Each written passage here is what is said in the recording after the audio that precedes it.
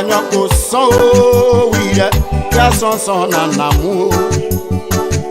Tia kwani bato we money oh ya do mon si akwie ya o. Amo manyoko so we ya son bemu. Tia kwani bato we money oh ya do mon si akwie ya o. Tia se pa yanju o kie. Se pa yanju o kie ya kie. Sa pa yanju ka o kie ma. Se pa yanju ju o. So si yo lele ya. Si yo lele. Oh si yo lele o ya. Si yo lele. Si yo lele. Lele o ya. Si yo lele yo. Si yo lele. Amo manyoko so wi ya. Ya son dan bemu. Tia kwani bato we money o abinyon me do mon si akwie ya o. Kia se pa yan jijo mama. Kia se pa yan jijo re son ke. Wo ya kia. Kia se pa yan ju o. Kia ya uri money. At Focus on Liberia, we discuss everything Liberia, from education to politics, arts and culture, entertainment, agriculture, history, religion, family, and technology. Focus on Liberia uncovers and showcases the best of Liberia and shows the world the truth about Liberia. We educate, elevate, and promote all things Liberia. We conduct interviews, panel discussions, debates, and more. Tune in to Focus on Liberia on Facebook and YouTube and be a part of the stories that make up the news. This is Focus on Liberia, and I am Dennis Jar. Ladies and gentlemen, and welcome to yet another edition of Tough Talking Thursday on Focus on Liberia. My name is Dennis Jar, and we are broadcasting from Atlanta, Georgia. In tonight's edition of Tough Talking Thursday, we're going to be looking at the U.S. State Department's report. That's the 2023 Investment Climate Statement on Liberia. In that report, which some people refer to as damaging or scathing report, the U.S. Is describing Liberia in no small terms. Here are some of the things the report is saying. It says, Liberia offers opportunities for investment, especially in natural resources such as mining, agriculture, fishing, and forestry, but also in more specialized sectors such as energy, telecommunication, agribusiness, tourism, and financial services. The economy, which was severely damaged by more than a decade of civil war that ended 2023, had been slowly recovering, but Liberia is yet to attain pre-war levels of development, and corrupt misgovernance continues to hinder growth, investment, and job creation. With me to put this apart and tell us why is this happening, I have our governance consultant, Mr. Adman K. Salif, who is joining us from Minnesota. Mr. Salif, welcome to the show. Thank you, Dennis. Let's do it. Happy to be here. Let me also welcome the policy geek, Mr. Thomas B. Cannon. The man is going to school until the election over. Thomas, welcome to the show. Thank you, Dennis. Great to be here. Let me welcome Dr. Abdullah Dugle. That's the professor, the diplomat, the author, and the man who worked with two presidents, Dr. Sawyer and Madame Salif. Dr. Du, welcome to the show. Thank you, Dennis. Hello, everyone. Thank you. Let me also welcome a diplomat, as he's the former Consul General of Liberia, Honorable William Gadier Greaves. Honorable Greaves, welcome to the show. Thanks for having me, Dennis. And to the panelists, fellow panelists, my esteemed sentiments, and look forward to a real good discussion. Thank you. Thank you. And Honorable Greaves, if you can flip your phone in landscape view, that will help. All right, we want to welcome all our viewers from across the globe. We want to be discussing this report. This is Tough Talking Thursday, and it's time to talk tough. So we're going to be tough, and we're going to discuss this, and do our best. Another thing the report said, low human development indicators, expensive and unreliable electricity, poor roads, a lack of reliable internet access, and pervasive government corruption constrain investment and development. Most of Liberia lacks reliable power, although efforts to expand access to the electricity grid are ongoing through an extension from Mount Coffee. The last part in the executive summary said, despite these numerous challenges, Liberia is rich in natural resources. It has large expanses of potentially productive agricultural land and abundant rainfall to sustain agribusiness, while vast mineral resources offer significant potential to investors' extractive industry. A few large international concessionaires have invested successfully in agriculture and mining, though negotiating these agreements with the government often proves to be lengthy, politicized, and biased for the companies who do not pay bribes. The fishing industry, long dormant compared to pre-war level, is a potential source of investment, but is struggling to make necessary improvements to meet standards and economies of scale that will open global export.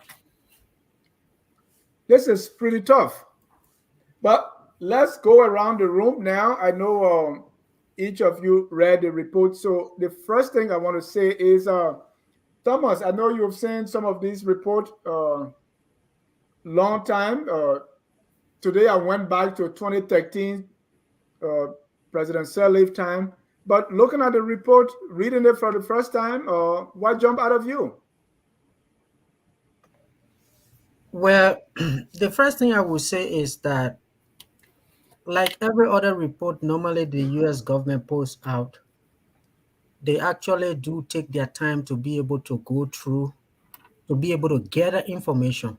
Because this report, when you go through it, you do realize that it has information gathered from different sources. There are some information they pull from the World Bank. There are some they pull from interviews with people on the ground. And there are some they pull from the Transparency International website. So it's a report that is well researched and put together. And when you read it, you realize that there are some issues that they have highlighted there. There are some issues that we've not addressed as a country for many years. It's not only because of today. There are some tax or investment agreements, for instance, with Germany and other countries that were signed in the 80s and on to the 90s, but they have not even been rectified. So you can see that there are some issues that we've not addressed that are part of this report, as well as current day realities with the issue of corruption, with the issue of difficulties of meeting government officials. So, I mean, my first reaction is that, yes, as a country, we do things, we don't pay attention to it. Others follow us in terms of what we do. And then when they put these reports out, and then we say, oh, here is where we are. When we ourselves should be putting these things together to be able to see how far we can go. We're improving the situation of our country. So, I mean, my first reaction is that it's put together well. It highlights a lot of issues. I just hope from the perspective of the government of Liberia, it shouldn't be something that we just get annoyed with because it's damaging. But there are certain policy issues and there are certain legal issues that are identified in there that we can go back to and see what we can do to be able to improve our investment climate and to be able to attract investment to our country, because attracting investment is very competitive. Every other country is doing reforms to be able to attract it. So I think these kind of reports, let's not just look at what they are saying bad about us, but let's look at what are the limitations in our systems that they are identifying, which we can solve to be able to improve as a country. Thank you. Dr. Duke, you have seen many reports. What is the significance of this investment climate report, and how is this one any different from others we've been seeing? Well, two things. First, I want to pick up where Thomas touched on something. It's so bad that we have to depend on somebody, sending somebody from outside to come study our country and tell us we're doing something wrong somewhere. With all the educated people we have, I mean, you have 3 people in this room here who can do this report for Liberia without paying that much money. You spend 3 months and say, okay, we look at this, these are the problems, how can we resolve them? It's simple honesty with yourself and say, I'm about nation building. You can do this. That's what jumped at me. And then the second thing that, what is important is that the world look at Liberia through the lenses of America. So it's not just a report. If France or Germany or let's say China had put a report like this, it wouldn't matter much in the world. They say, okay, they don't know the country.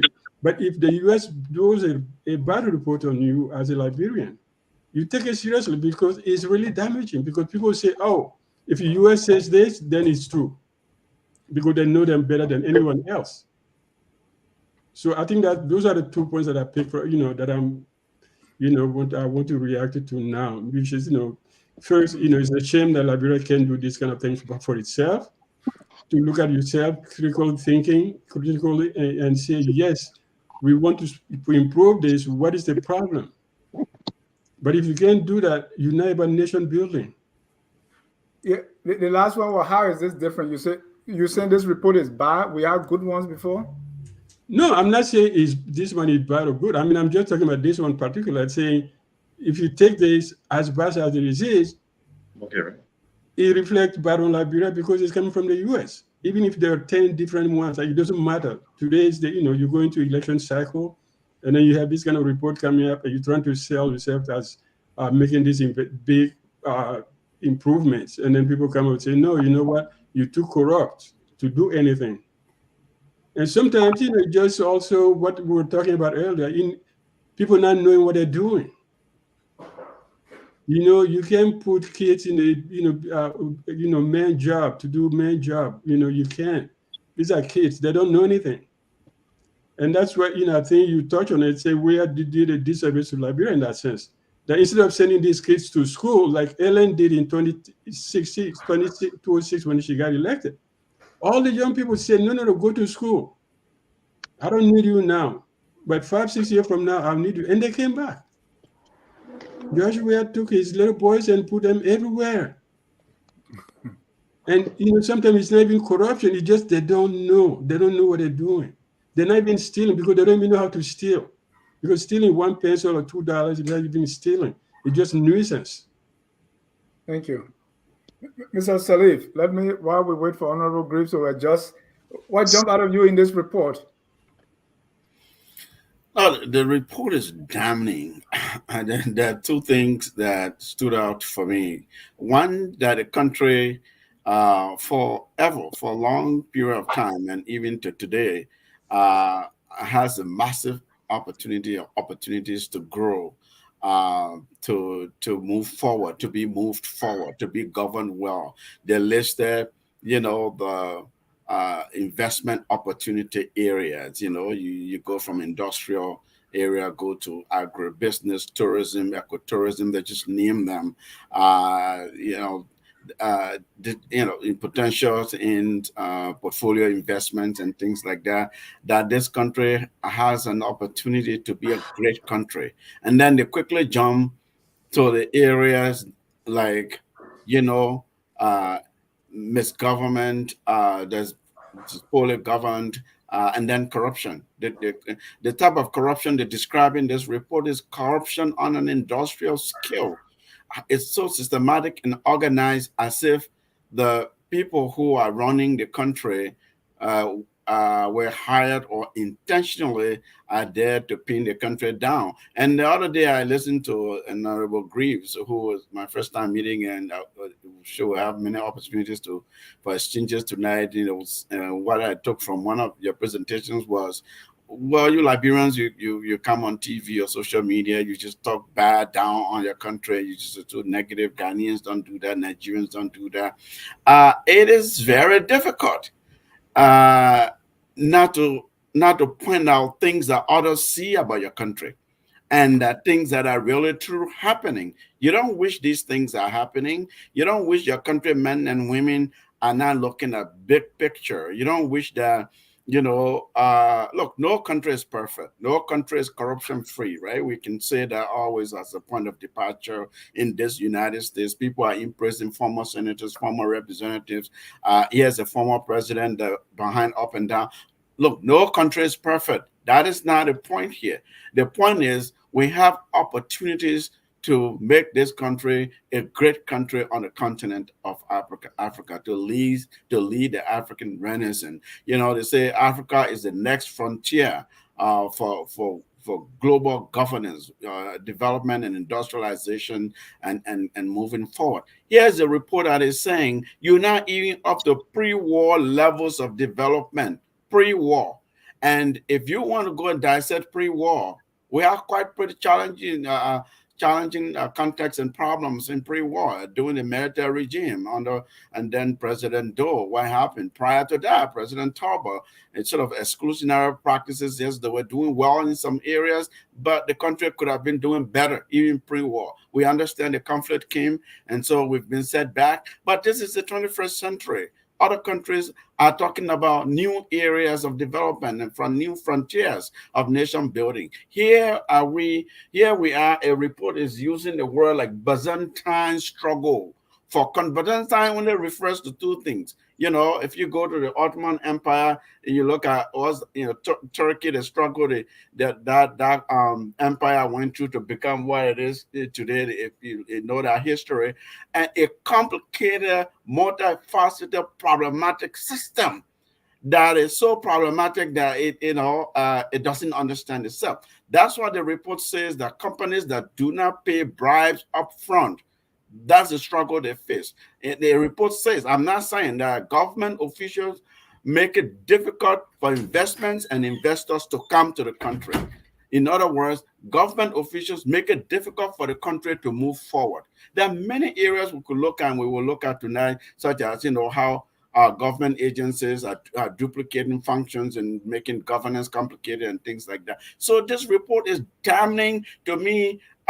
Is debunked so many things this current government is saying, particularly the Minister of Finance, how they're doing well with fiscal policy, macroeconomic and things like that. The report is saying, it's giving us evidence to the contrary.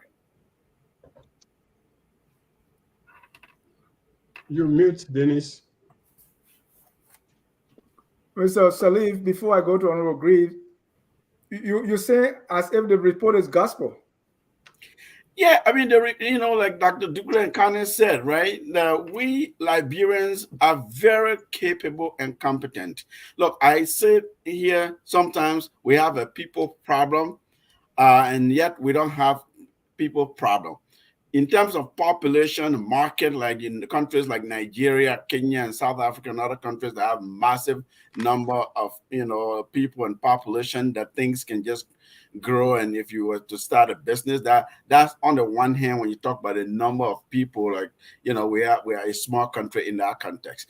In terms of history, rich history, qualified, educated, competent Liberians, there are those Liberians, right, in Liberia and in the Liberian diaspora. This report, Dr. Ducle said, any of us in this room could have been put together, and we have done it. That Dr. Ducle knows.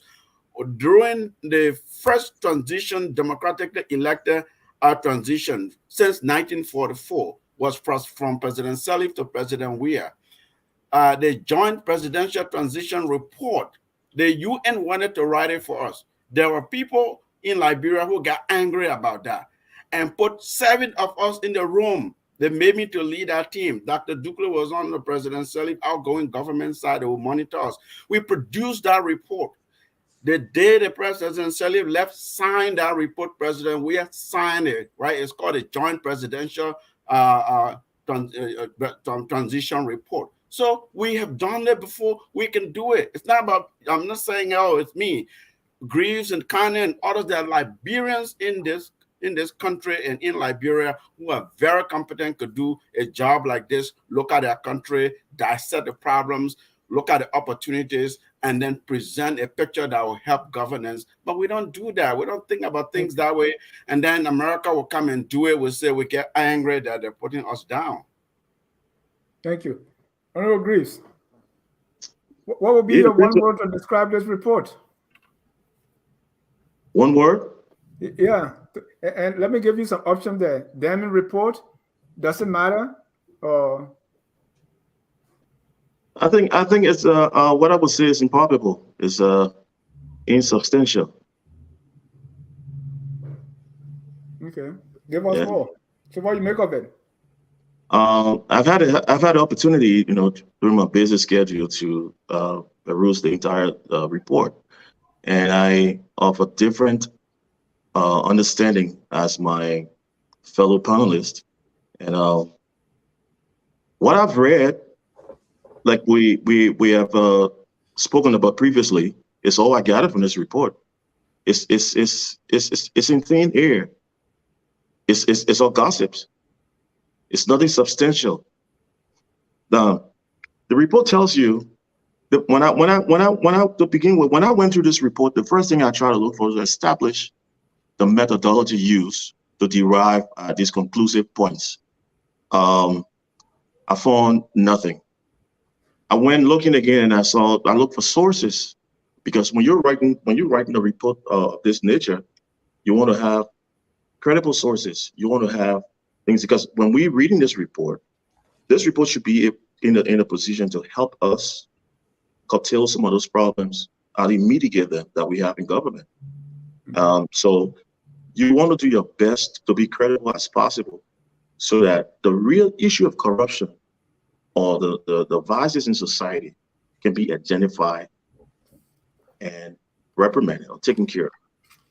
But then I don't know what everybody read, but when I read this report, I did a summary of it. All I saw was anecdotal sources, and anecdotal is unscientific. It doesn't have any proven facts. It's gossips. Yes, they say. We heard in the public sector, we heard people discussing these things, and that's why we got it. I saw one place to reference what I just referenced. I think a week or two ago, the Transparency International Index on the perception of corruption that was conducted in 2022. Well, Liberia has slid to 6 points. Okay, I read 140 over 180. Now this report said they decided the same. It felt like they were listening to us. They decided the same report.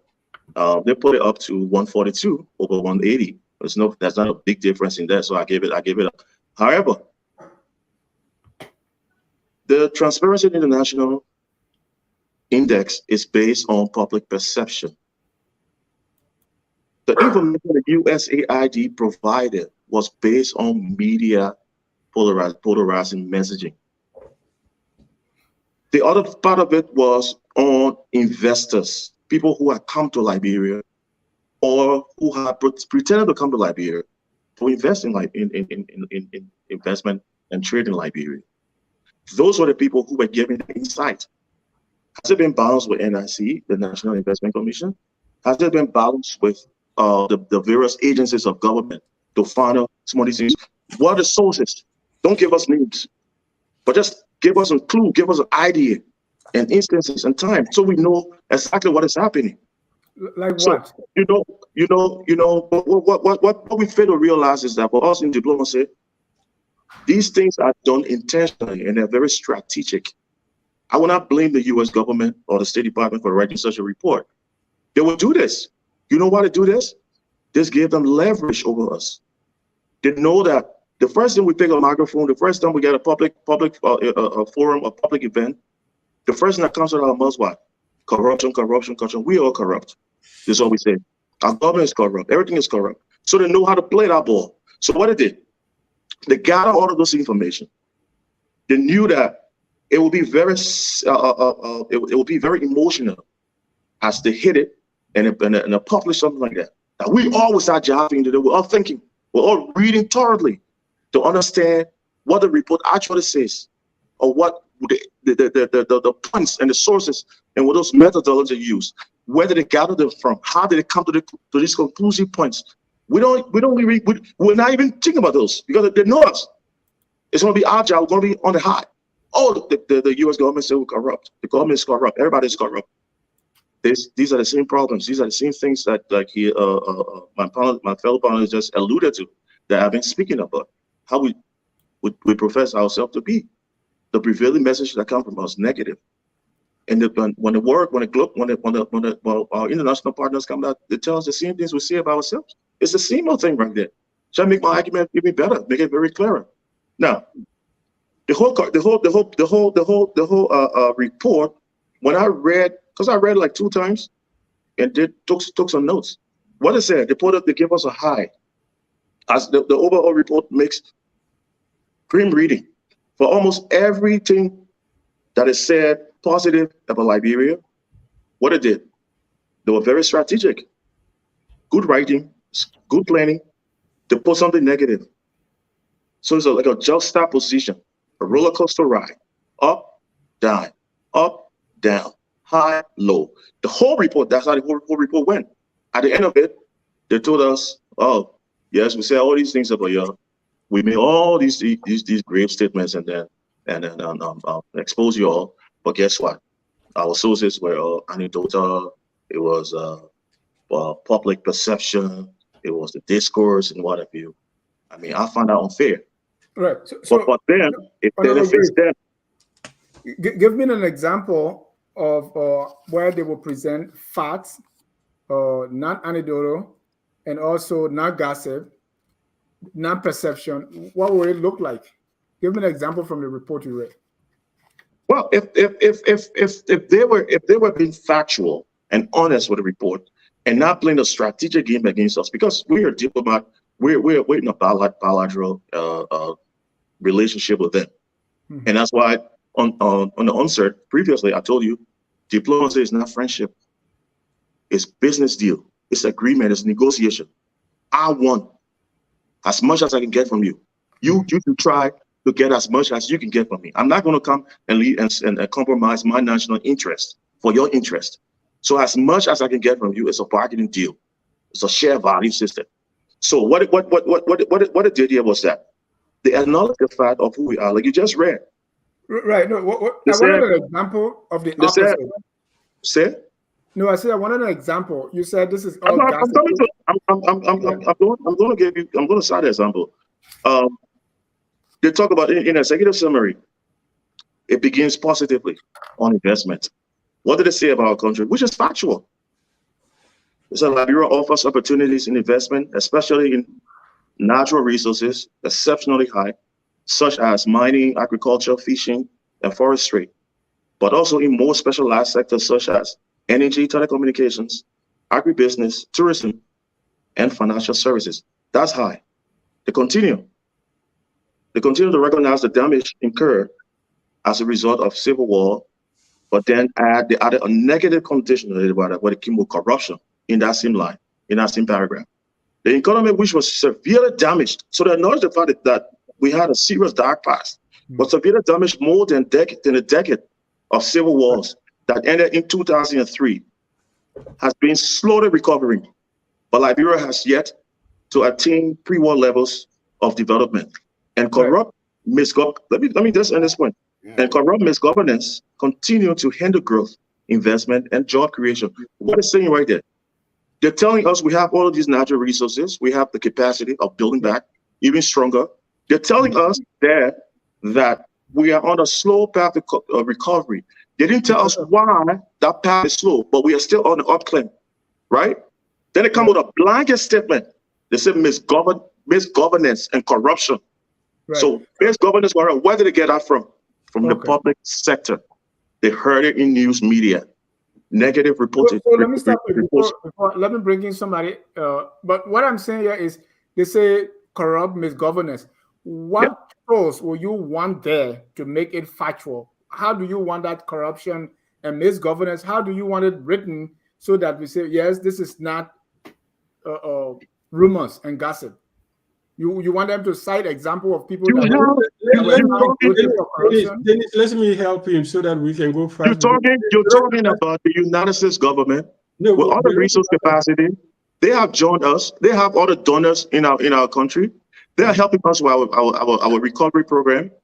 And they will say accusations.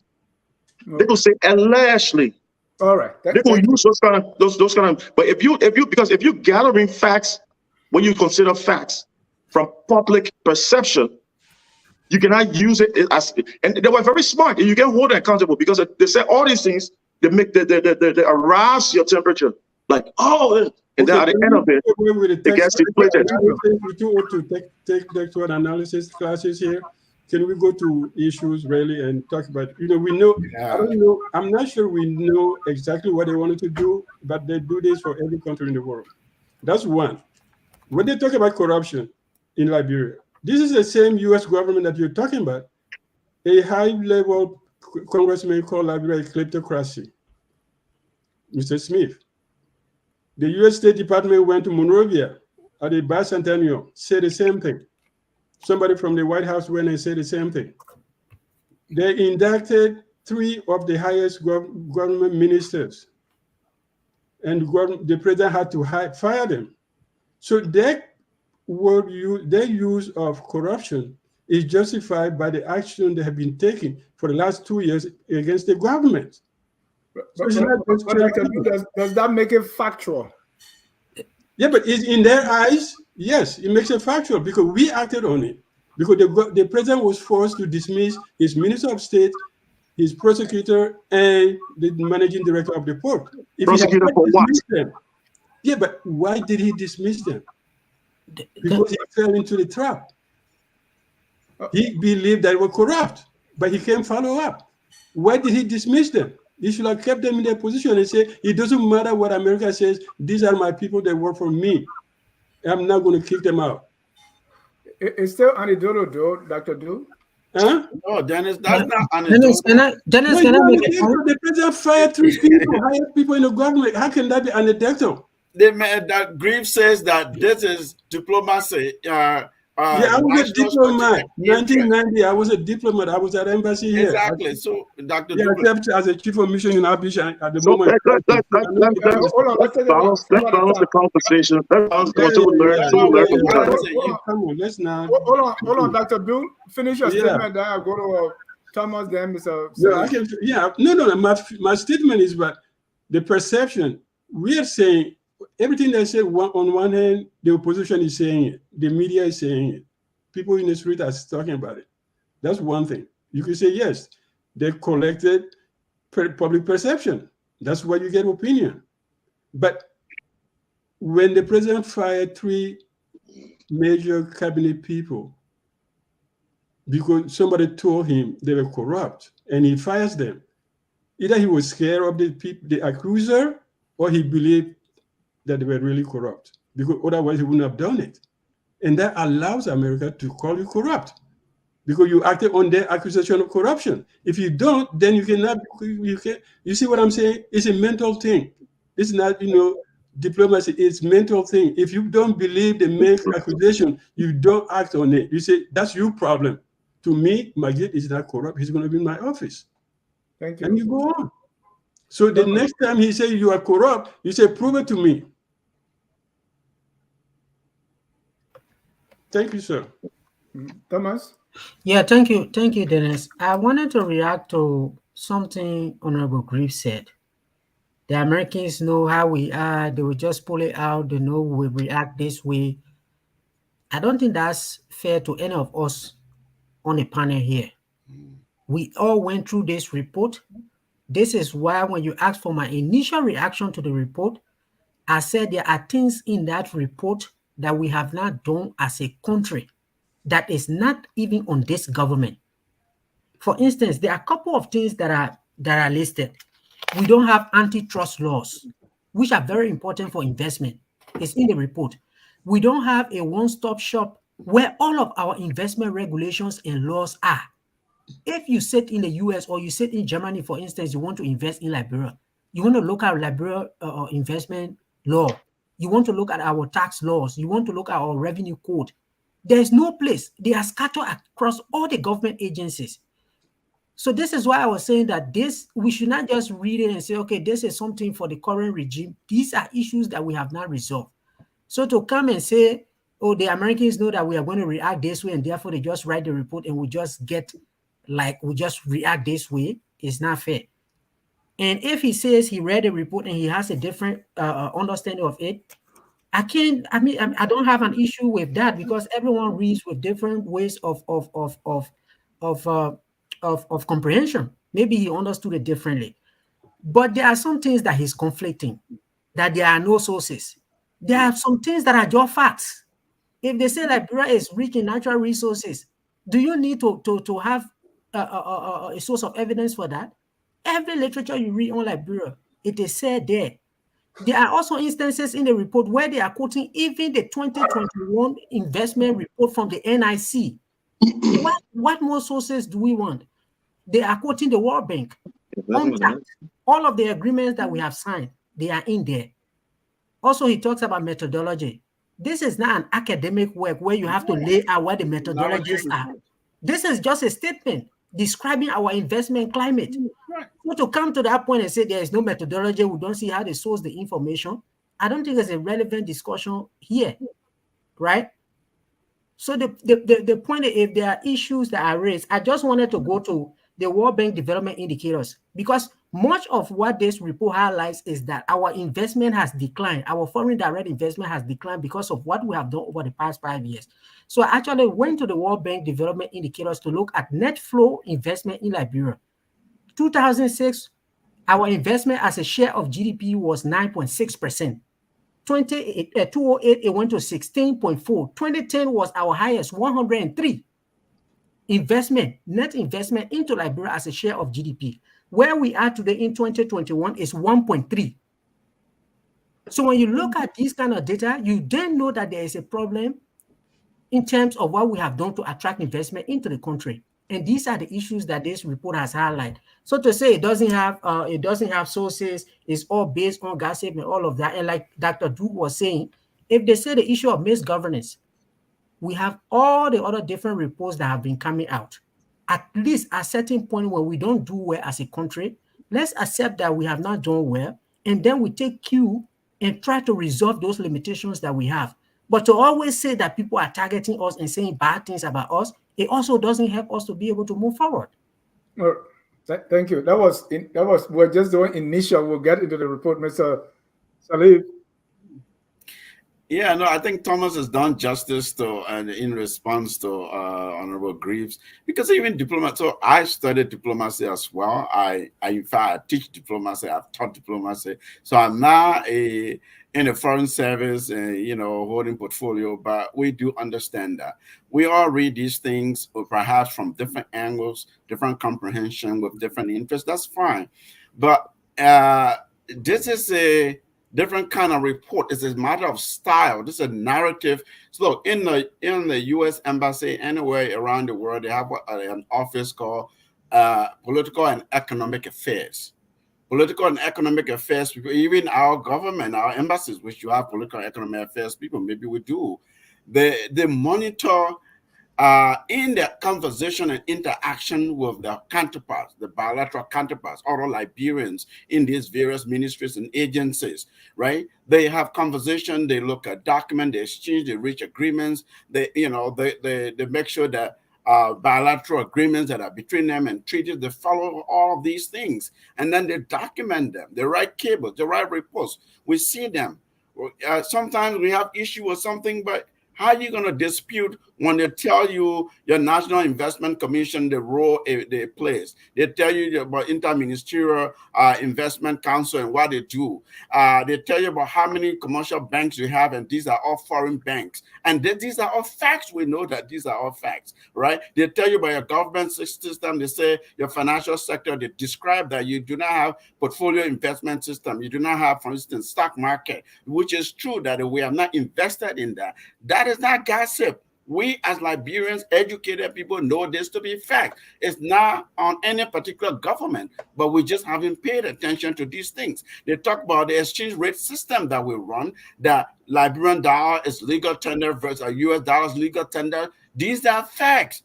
We have dual currency system. That's not gossip, right? And then they talk about how doing business in Liberia, the institutions you go through, Ministry of Commerce, Liberia Business Registry, Ministry of Finance and Development Planning, and how they're duplicated because of the way our governance system is arranged. That's not gossip. That's fact. right? So yes, we may not agree, I guess, with the fact they've presented to us, but to say that we didn't read thoroughly and not even understanding, I agree with Thomas. I think it's not fair to us. Thank you. We like I have no particular interest in putting my country down or any particular administration or government, the government of like. In fact, I have no more to promote the country and the government than any government will acknowledge it. Some of us don't go tooting our own horns, but to suggest that when a partner that even our current president says United States is our #1 primary partner. If you mess with them, you mess with us. These things they've outlined, some of us who have worked in the system with these issues and institutions, we know them to be fact. Thank you. So I think it was just disingenuous and sort of unfair to try to characterize everybody as not having comprehended this report. You may not agree with the report. There may be areas maybe we dissect and see. That's fine, because you have to have contrarian view. You have to have critical minds and disagreements in a debate. That's real. That's healthy. That's what we should be engaging in. Thank you. Honorable Griggs, before I bring you in, let me put a few statements from the report. In practice, the government does much to discourage investors and investment in Liberia. In many instances, authorities do not consistently enforce or apply national laws and international standards. That's right. The government provides tax deduction for equipment, machinery, costs of buildings, and fixture used in manufacturing. Liberian law protects property rights and interests, but with weak enforcement mechanism.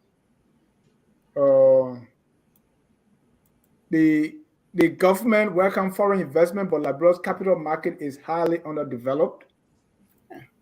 However, chronic liquidity shortages, especially of Liberian dollar in recent years, have undermined confidence in banks.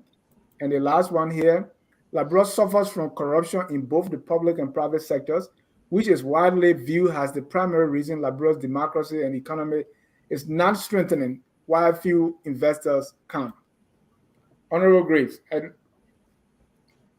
Yeah, thanks for having me again. I think we discussing something completely different from what I thought we were, gathered to discuss. This is tough talking Thursday, and I'm coming with my thought analysis, my tough thoughts to stimulate the debate. Now, not at any time I criticize anybody on the panel list of not reading properly or not comprehending properly. I was speaking generally. I said Liberia, our public discourse, this is what you get. You turn the radio on, everybody's talking about corruption. You go to every event, public forum, everybody's talking about corruption. That's the only thing. Those are the leading, prevailing the messaging that you get.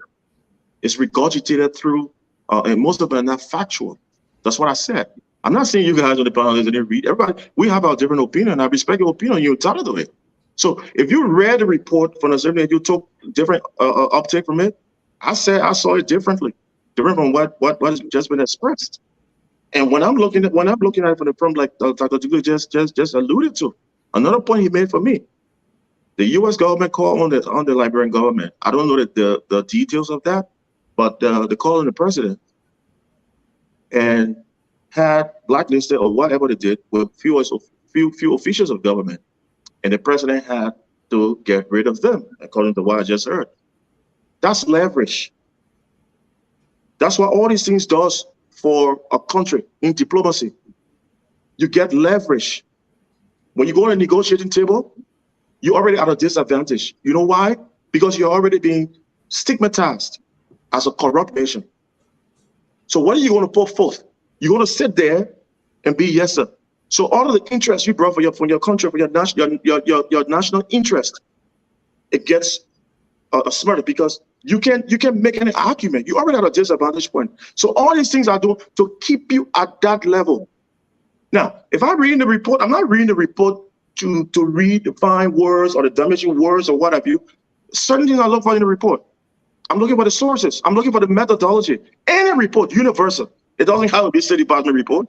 They can put the damning things, damning facts in that report about Liberia or things that we all know to be true, if it's not proven, if it's not scientific, and they tell us they're basing their sources on Transparency International, they're basing their sources on our USAID 2022 report, on public perception and media polarization. If they're basing their report on anecdotal instruments, what am I going to get for that? I don't waste my time reading and say, okay, they meant this. Or I'm not putting words in the mouth. I mean, I'm telling you, the whole report is grim. It's a grim read. It's impalpable. That's what I'm saying. So for anybody who will read a report, if I'm reading a report, a credible report on the institution, I'm reading that report, I'm getting those points to make changes, to make it better. If Liberia society, Liberia government, everything is corrupt, I want a factual report. I want facts. I want it scientific so that we can know exactly where to look and how to make those very changes for a better society and a better government. That's what I'm saying. Now, if you want to talk about, if we want to talk about international group working with us for transparency's sake and to curtail the whole thing, the government has done remarkable well in that. The government have opened its doors to international partners come in so that we operate on what? Good international practice. What Liberia has done, Liberia is, and it was so good. And another credible point on the State Department, they did mention that in their report. Liberia is signatory to the ECOWAS Protocol on the fight against corruption, the African Union Convention on preventing and combating corruption, the United Nations Convention against Corruption.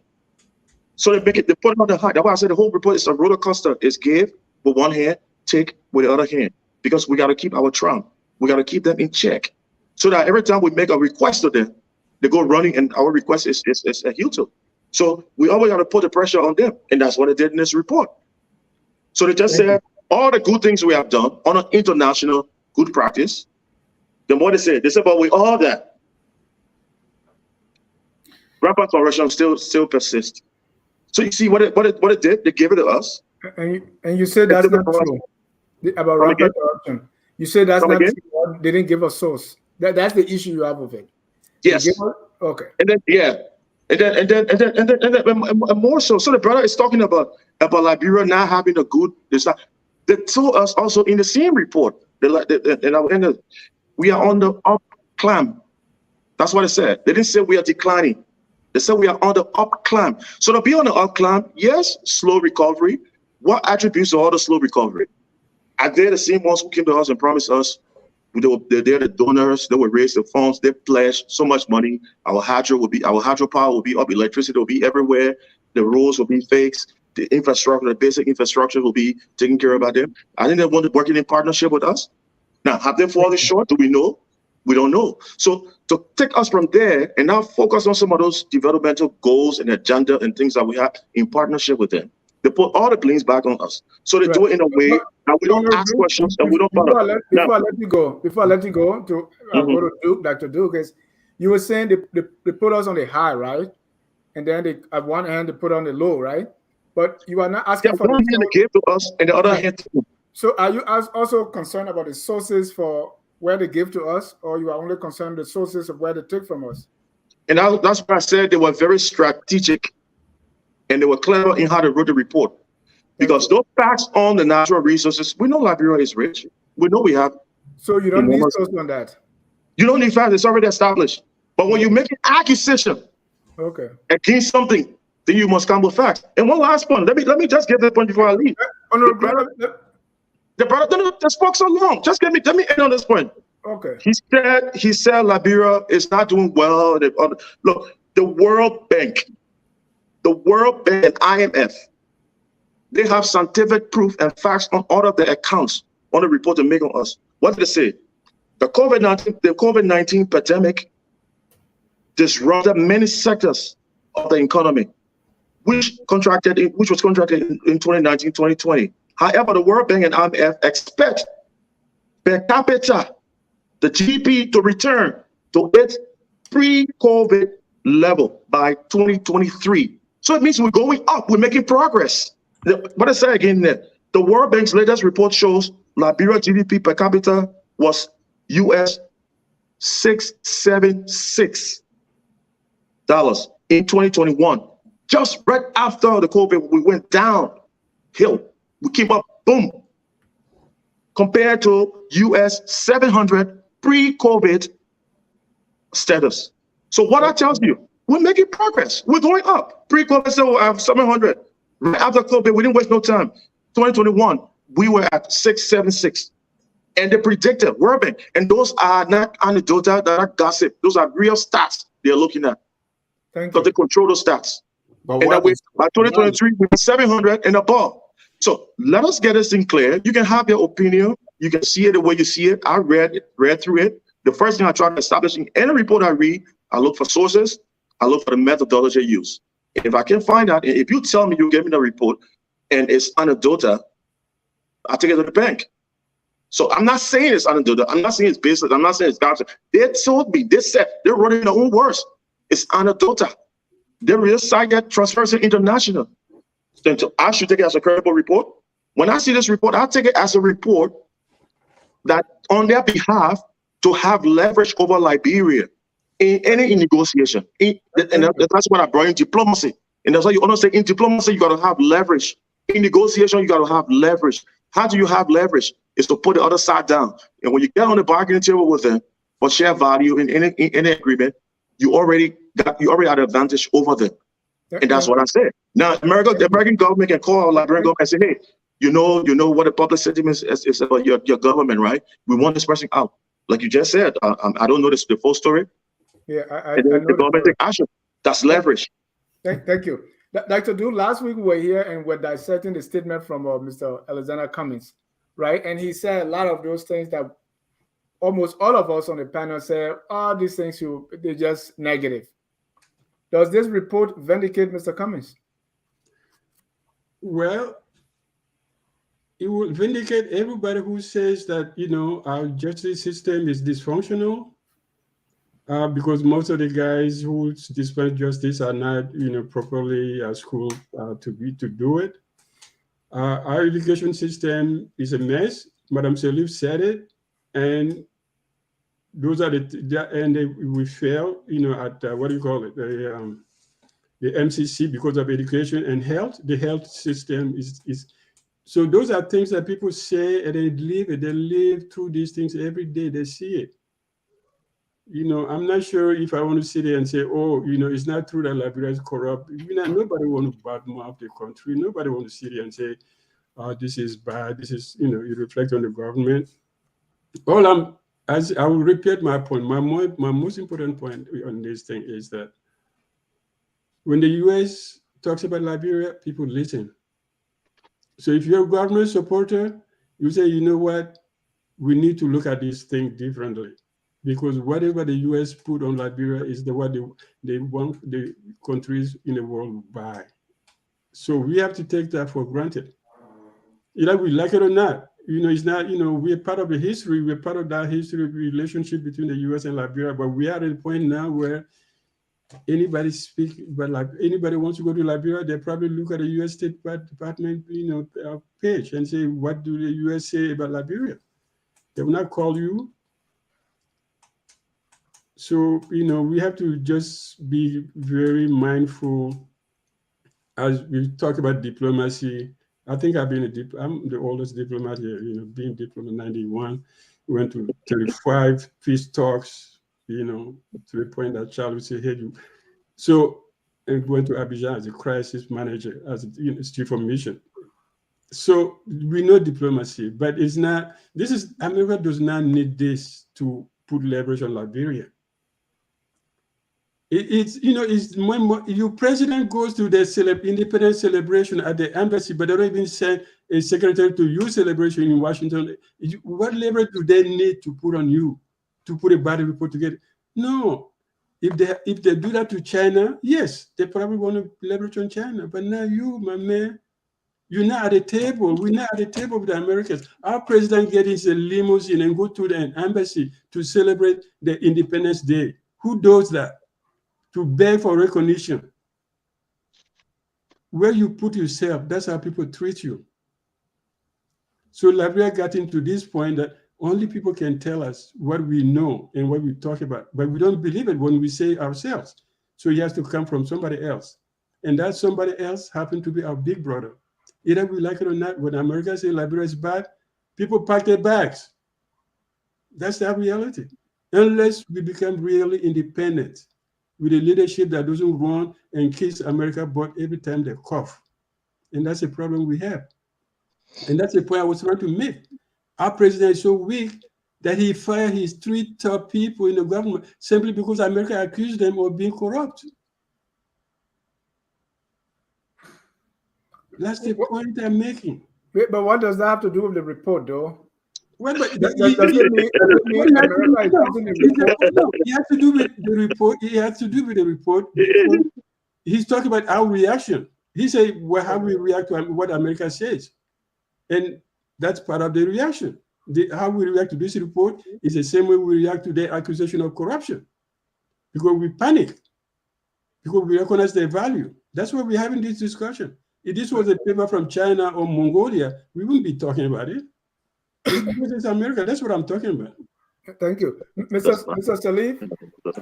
Salif, we have had reports, and every time we have this report, one reaction it always produces is, and I'm not saying anybody on this panel is doing that, but what one is being very consistent that those for government, the government will say, will support it and would not support it and say, oh, this has been happening since J.J. Roberts, and we're not going to change it. In fact, this is just a perception, and all that.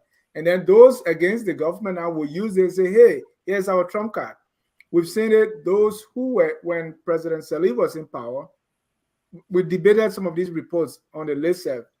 And those who were supporting President Salih said, they dismiss it. CDC, on the other hand, being the opposition, was using this. Here's your report card. The tables have turned.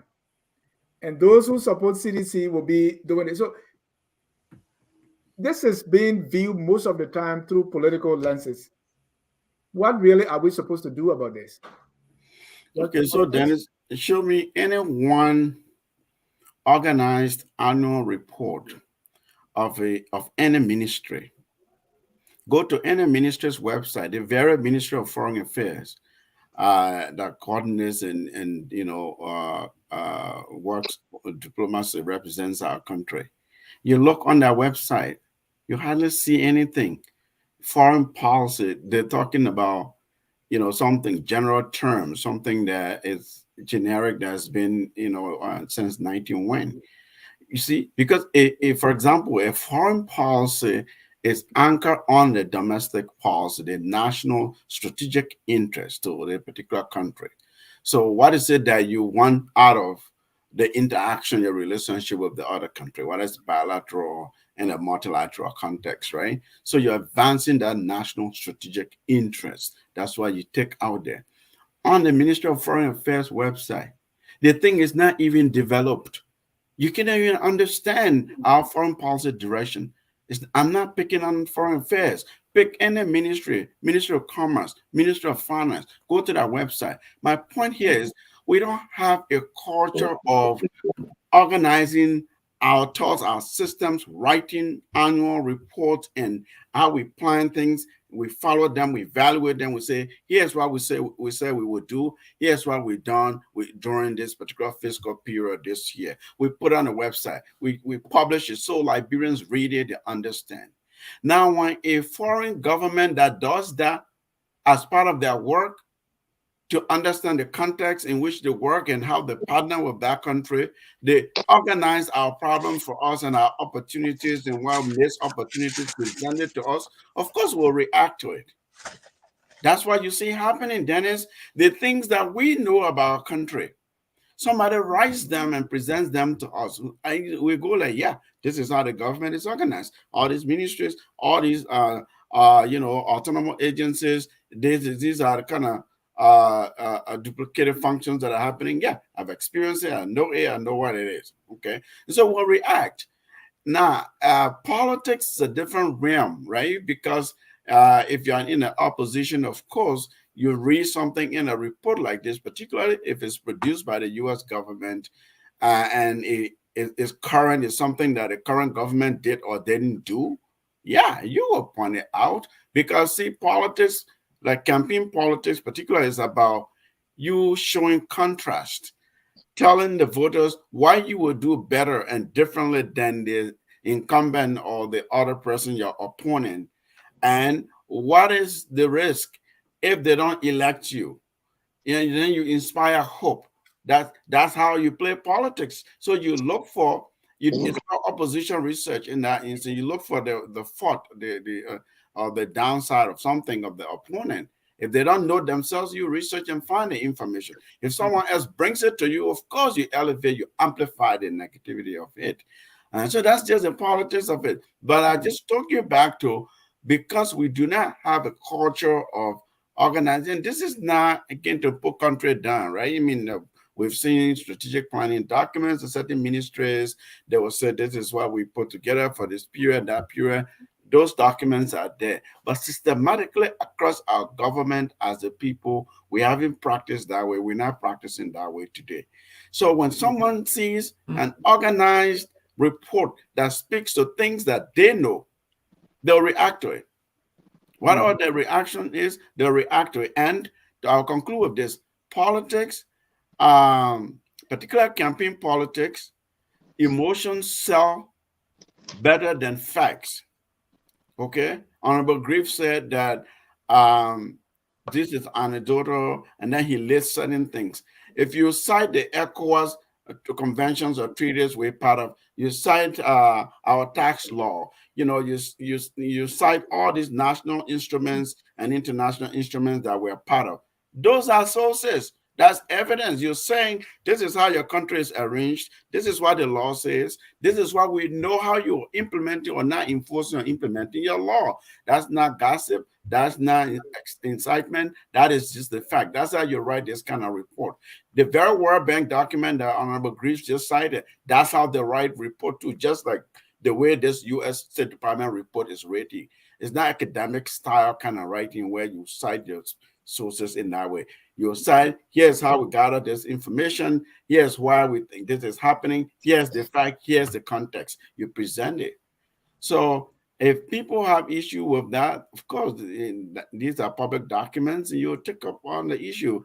But I think people react the way they do just because they're not used to every day reading Ministry of Justice comprehensive annual report. This is the president's office. This was the budget. This was the strategic plan. At the end of the year, here's what happened. And point by point, the layout, we read it. It's in the public. It's in the media. We don't govern like that.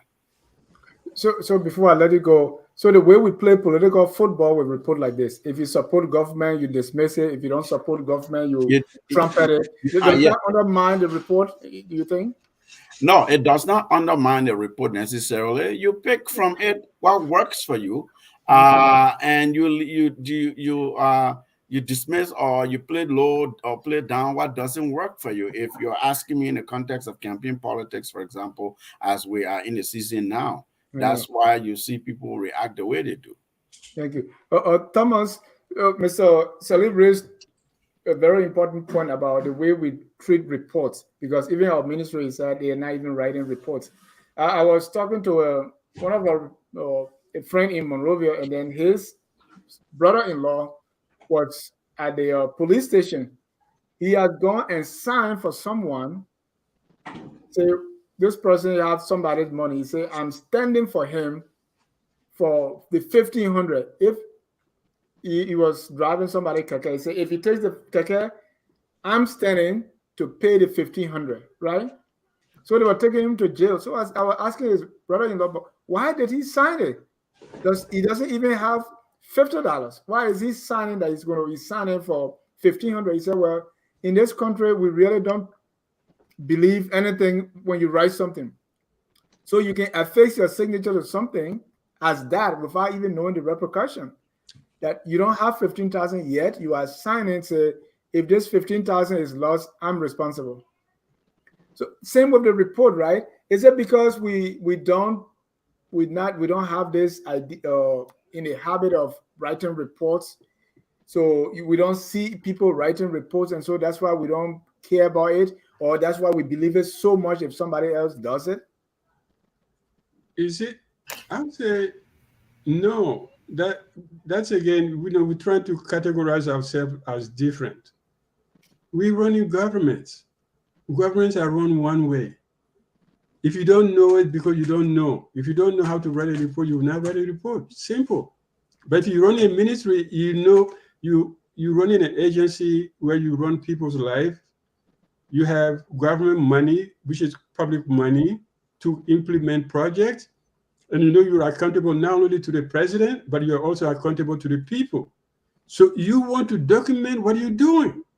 You're not going to take the hammer as a minister to go nail doors down. No, that's not your job. Your job is to keep account. So how do you keep account? To go have lunch with the president and say, yeah, we did it? Or you're going to come up with a documentation and say, here's what we did for 6 months. Here's what we do. This is what we need. That's how you run a government. It's that basic. But if you don't know how to read and write, you will not write a report. We shouldn't say, we're not used to it. No, we're used to it.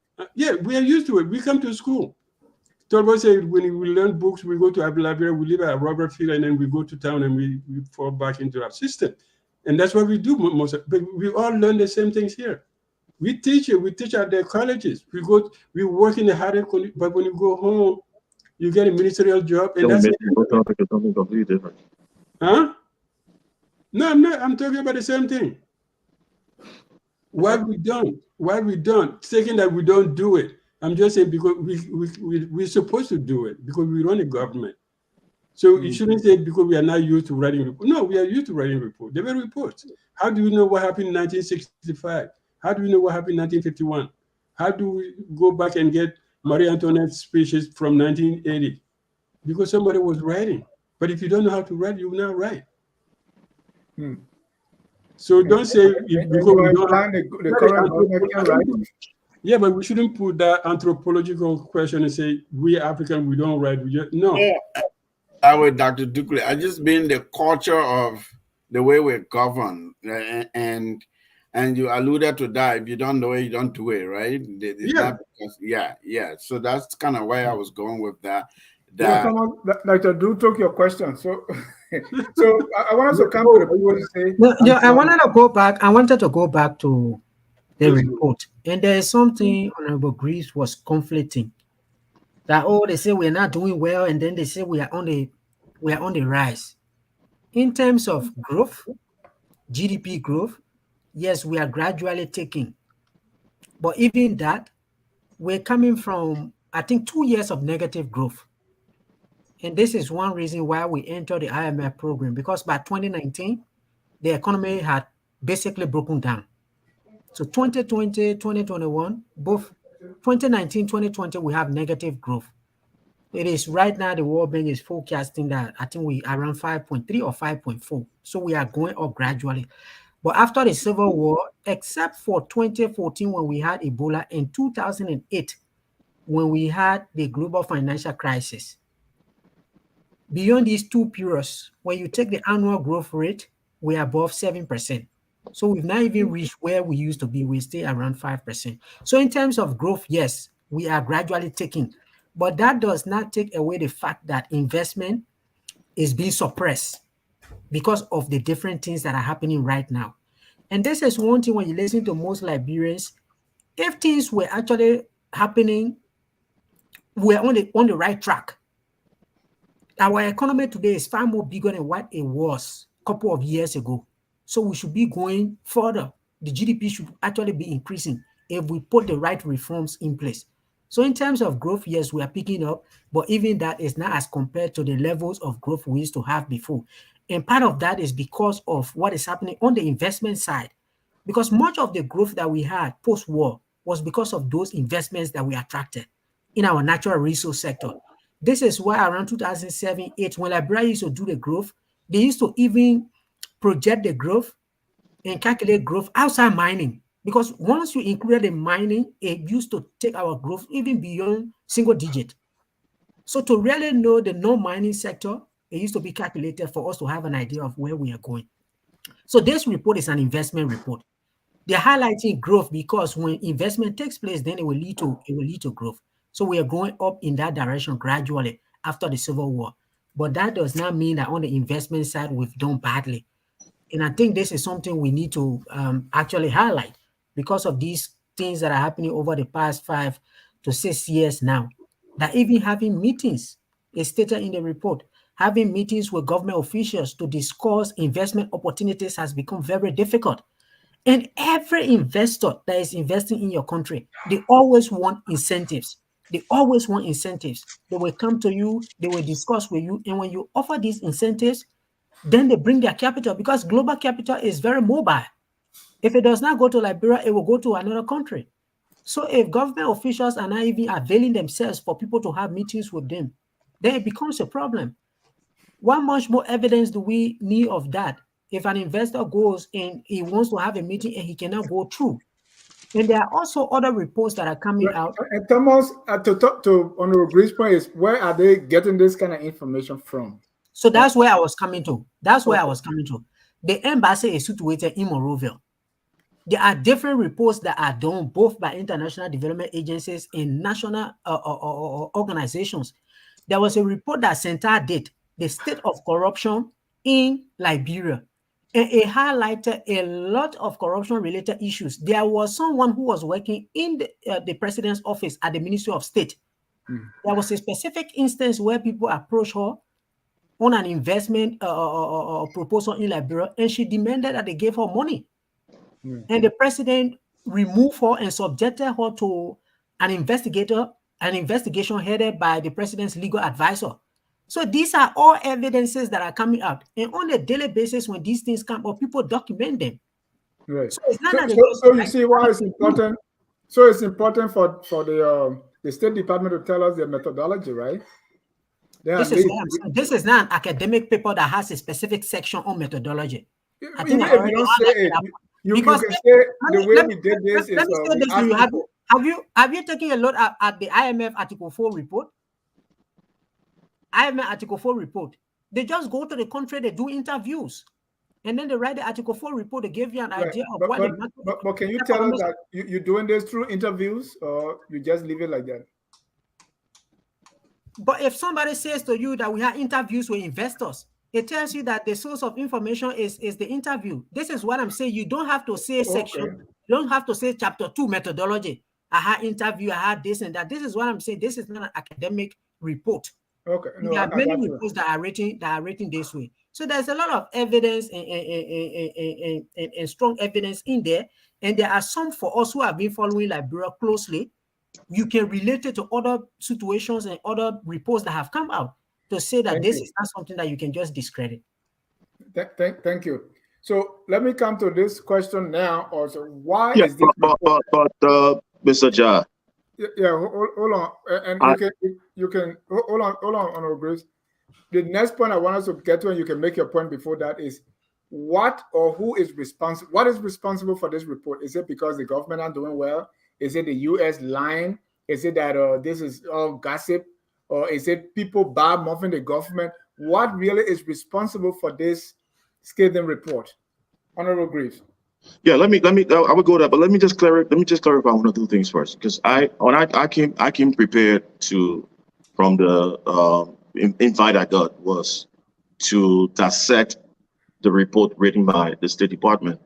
So incidents and things that happen in other government sectors that I'm not aware of, I wouldn't like to get involved with any of those discussions because I might be doing the same things I'm preaching against. Now, we are discussing the report just issued by the U.S. State Department. I'm not putting words in the State Department mouth. I'm not putting any script within the report that is sent us. I'm reading the report just as they wrote it. And I'm giving you my insight, and I'm telling what they told me. What did the reporter say? Everything they wrote from cover to cover, they told us at the end of it is anecdotal. So it's not scientific. Go check the word anecdote. Go look at the definition. It's based on hearsay. They say it's no scientific proof, no scientific evidence rather. So it's all gossip. I'm not putting it in. I'm not saying it. On fellow panelists, don't get me wrong on this. I'm not saying it's gossip. I'm saying what they said in their own report. And I'm telling you also that they're stating other reports from other institutions that are based on stats, like the World Bank and IMF. And every time you come back to that, you even misquoted just now. Liberia was amongst the countries with fast recovery after the pandemic. Pre-pandemic, we're at 700 per capita GDP. Right after the pandemic in 2021, IMF and World Bank told us we're doing very well. Those countries that pick up so fast, Liberia was in the number. We were at 6, 7, not 5. We were 6, 7, 6 then. And they projected that by 2023, we would have been around the numbers of 700 or even 5 above, which is the pre-COVID status, GDP. So let's look at the facts. Let's look at the report. Well, and Dennis is conflicting growth with per capita. Hold on, Thomas. I'm not conflicting anything. I'm reading the report. I'm not sure we're reading. I'm not sure we're reading the same report. I'm not sure we're looking at the same stats. No, you're looking at something different. But I'm reading the report right here. Looking at the same thing, but I don't agree. My question here is, because of that, are you saying we're doing well and this report say we're not doing well? Is that your point? No, that's not what I'm saying. And what I'm not also saying is that I'm not saying there's no corruption in government. That's not what I'm saying either. There's corruption in government. There's corruption in every government, in every place. But how does a report help us to curtail or mitigate corruption? That depends. When it throws a blanket, when it throws a blanket statement that has no sources, no method. You don't have to do a method academic work to show side of method. What do you understand methodology? Method is writing report. Any report. You report at your home. You got to have a methodology, you got to have a system, a set with sources. So when you're writing, when you're writing things like accusations, allege, you have to cite a source. That's what makes any report credible. What an academic, what a diplomacy, what a government. So it doesn't have to be academic work. So I think we're missing something here. And that's what I'm going back to. I read through the report. I was looking for the methodology. I was looking for the sources.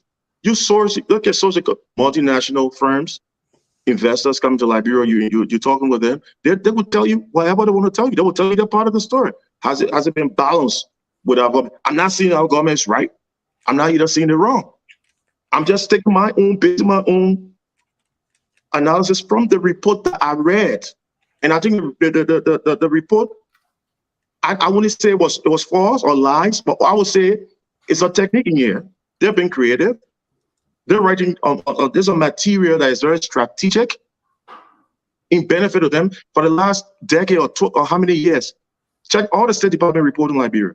Nothing has been favorable to us. So that's the style of any country. They always do these things because they're not that big. America is the biggest economy in the world. The whole Africa combined, what about our GDP? It's 3.1. Check the state of California alone. Just California, Africa combined, the whole continent, we are GDP 3.1. Check the state, just one state in America, California. Check the GDP, and then you tell me one. So they are big. They always have leverage, not only on Liberia, on every. I don't know why every time I try to talk, you call me. Everybody has explained long and disagrees, and I try to make these points because I am reading the report they wrote. What is stated in there with facts, with stats from different institutions? I'm also quoting them. They quoted Transparency International. They quoted World Bank and IMF report, which is factual, which is done by stats, numbers. It's not just anecdotal. It's not going in the streets and getting public sentiments. So if you want to help a country that is down, a country that you consider being corrupt and is impending potential investment and what have you, you want to do your best to be factual, so that we can help curtail those problems, mitigate it, so that we get a better investment, so that we create an attractive climate for trade and investment from good partners and potential ones too. But this doesn't help us. It's just what it said. It's just, we spoke to this person that said that. We went to the public, we asked people, they said this, and we got it. We went to USAID. Liberia is on the verge of chaos again, conflict or what have you, violence. Where did they get that from? USAID, a credible source with all the finances and what have you, based in Liberia. What they should have done? They should have gone to the requisite agencies and what have been government security apparatus. What is going on? We hear from the public. Things are getting fragile again. There's a threat, there's a risk of violence. What you guys got how you prepare to handle the situation? Do you need additional help? We are here to help. So you're partners with us. You want to see us do better. But if you only take the public, the USAID, it's in the report again, USAID. They got that report in 2022 from media, from the polarizing messaging all around the place that there's going to be violence. They took it and put in the report, bam. Honorable Grace. I'm sorry. Dennis, I have to say something. There's a thing. Hold on, I want Honorable Grace to end, because Honorable Grace, I want to get your point very clearly, right? So that we don't miss anything here. Mm-hmm. And that's what I asked. What do you think is responsible for this report? Is it because you said if they want to help us, they should do this? So, and there's a technique here. First, you said they want to have leverage. So, what is driving this report here to you? Like I said, you showed what they have done previously. All reports on Liberia, it's been the same as this. And I went back to Ellen to report 2013, and I found it was not the same. You say what? Let me get sorry. I didn't get that. Several other reports, 2013 to 2017. Was not like this? No. You did a review? 2013 report was better than this one. Well, I know. When I worked with Madam Seti, president, the former president, there were reports that came that journalists asked a question, and one of her remarks, her response was, "I don't work for the U.S. government. I do not work for State Department. I'm answerable to the Liberian people. And if any partner of any group have problem with our government administration, that things that we're not doing right, they can bring it up to us, the regulatory authority. But if they don't bring it to us, they write a report and send it. There's no way that I can speak on their behalf. So until you go in the report and find specific claims and come to me and tell me what the sources are, then we can have a discussion. So I know what I'm talking from. All the report had never been positive, like favorable in Liberia favor. The U.S. State Department, and this is how it works. Another thing we have to come to, the U.S. foreign policy is out of the State Department. They have different layers and they have different way of carrying forth their foreign policy agenda. The ambassadors in certain countries are used at different levels. So now if we go as special envoy. So the U.S. ambassador to Liberia, he might just be ambassador as we see it, and he could play other roles. He could represent the State Department, a Secretary of State. He could represent even the president or certain things as a special envoy. That's how they play. That's how they play their foreign policy. So you got to understand the country you're dealing with, how they work. So even the previous government, my President Sirleaf, we went to the U.S. Embassy on big occasions to celebrate July 26th with the ambassador. We went there to the night of elections. We sat there and went through everything. So we had time that we that's how their foreign policy works. So you have to understand it to know how to flow through it. Back to the point, the State Department, not only on Liberia, for example, Ukraine. Go check on the report they got on Ukraine, how corrupt and undemocratic Ukraine is. But where are they heavily invested? And what did they tell the news media? That Ukraine is the last hope of saving democracy for a civilized world. So you got to understand where they come from with these things. Do they really mean it?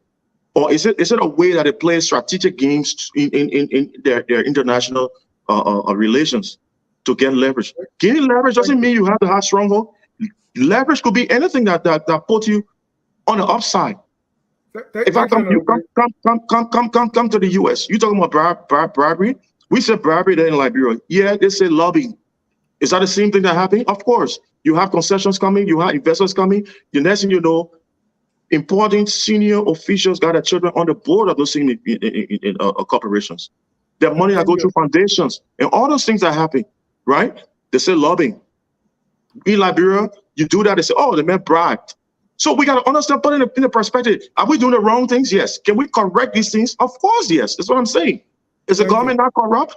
The government is corrupt. There are things that are happening there. But what is skill of corruption in the government? And how do we address it?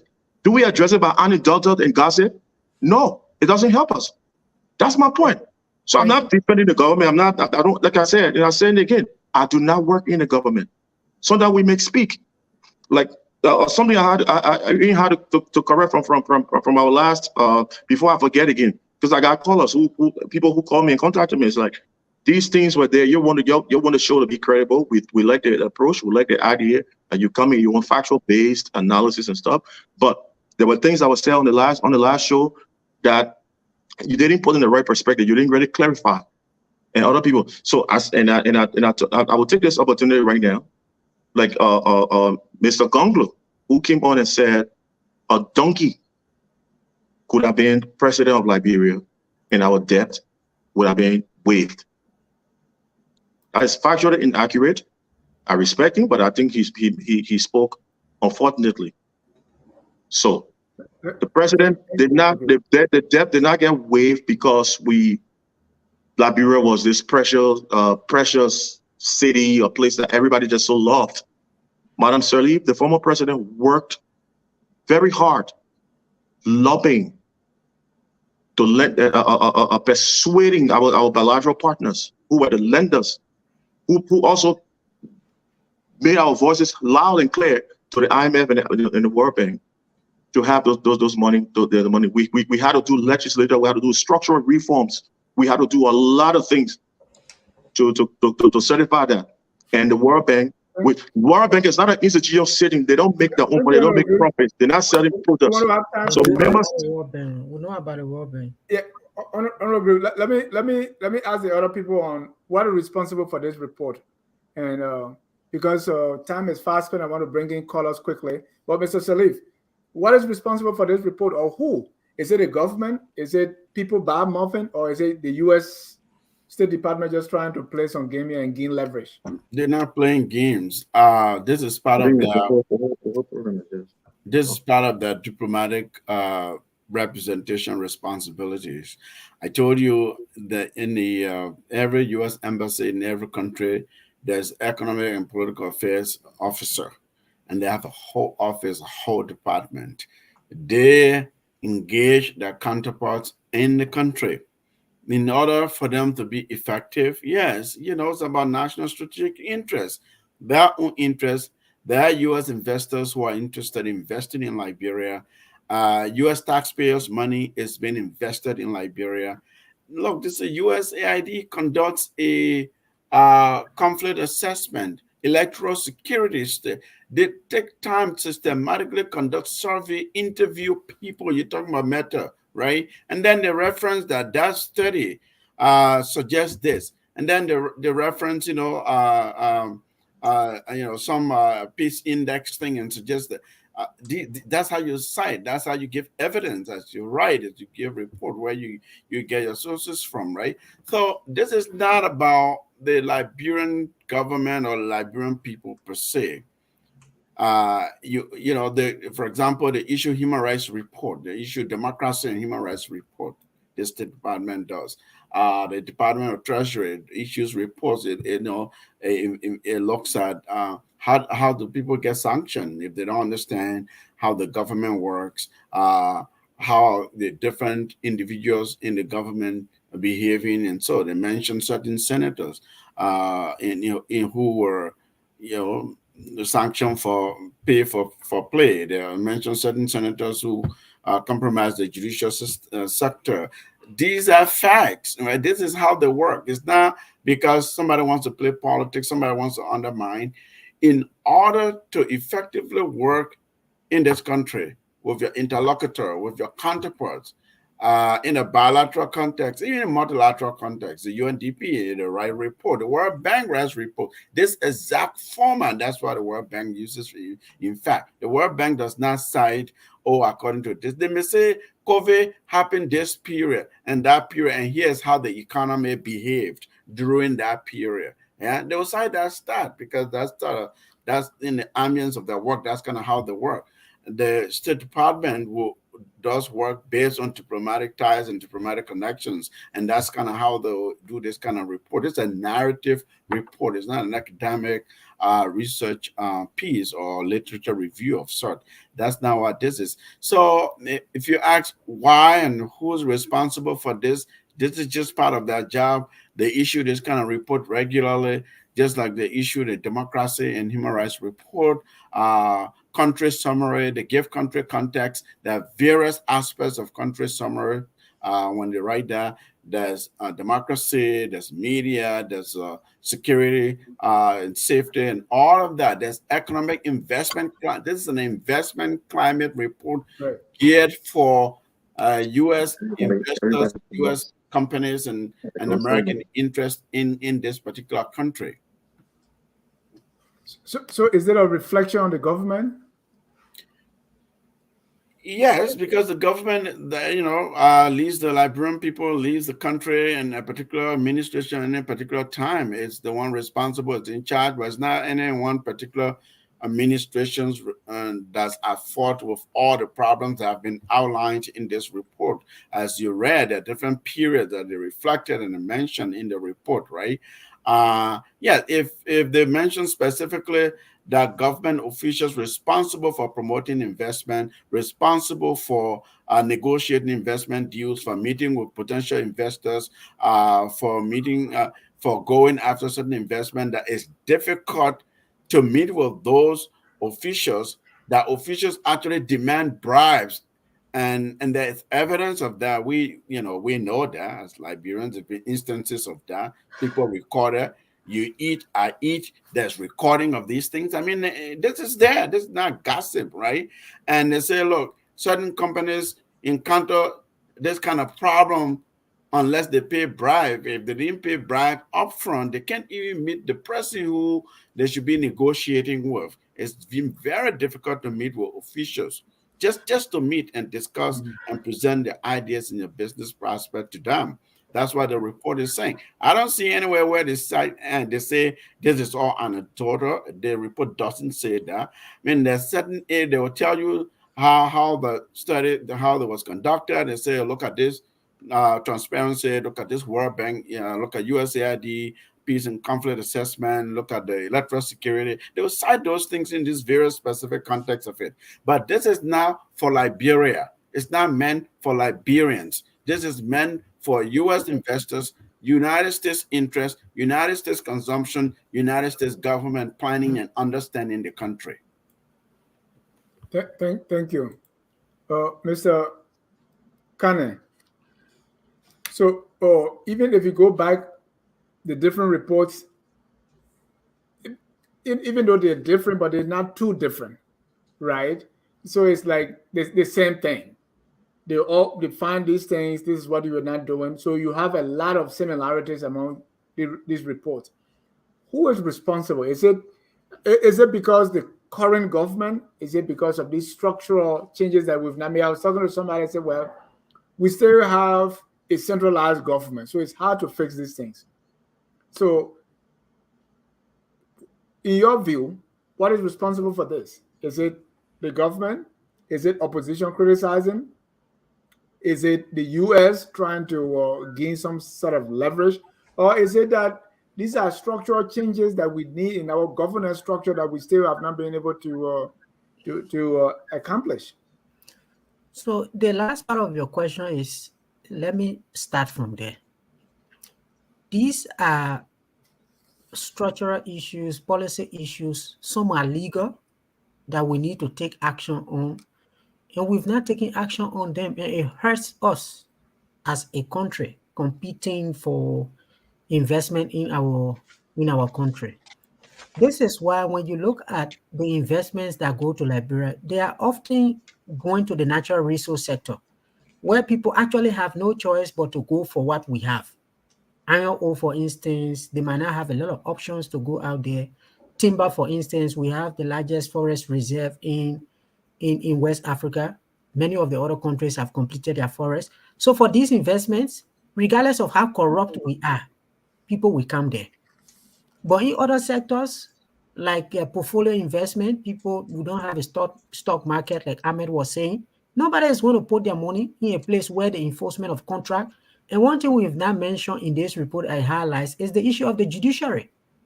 Even the enforcement of contracts, enforcement of property rights. These are all issues. So no one is saying here that All of these issues that are highlighted in the report is on the head of the current government.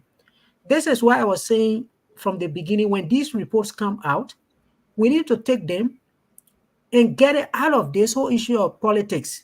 Oh, these people are in opposition today, they will credit the report, the other people will discredit the report.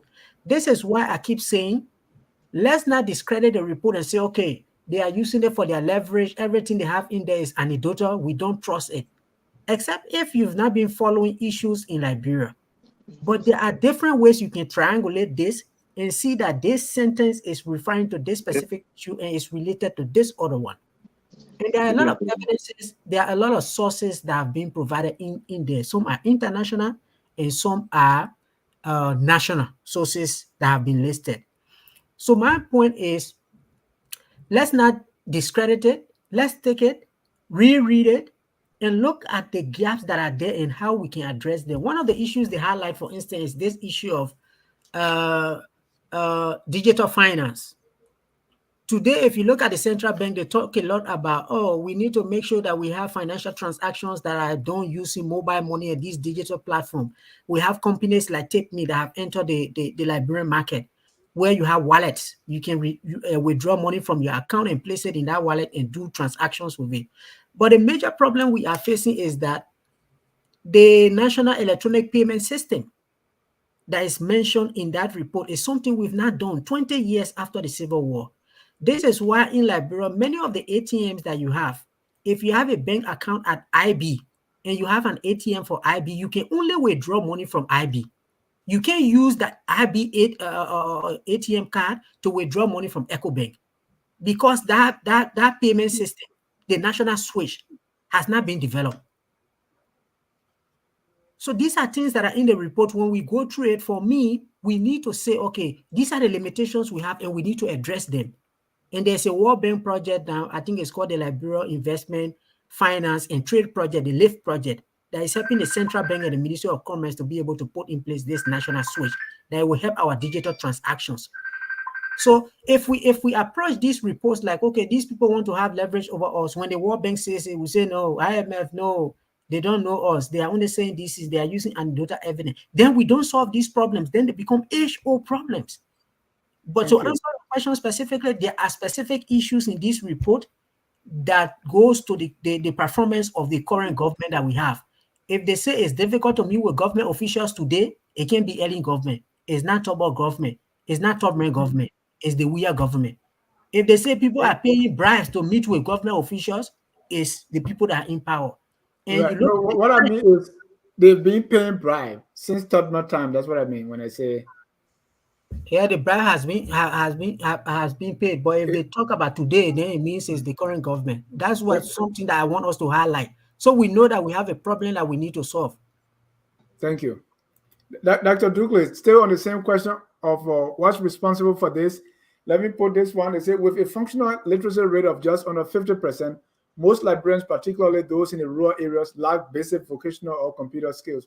Like Flomo would say, I know that one before you were born. Why are you telling us? Well, it's funny how we're discussing this. There are three levels that we are looking at. There's one side, is it positive for the government or is not? What is in the text? Is it factual or is not? And then what is the intention? As you were asking now, what is all of this comes to what, Ahmed said. This is not for Liberians to say, oh, we're going to do, this is for American investors. It's for people who want to go to Liberia to do business. They say, this is how business is.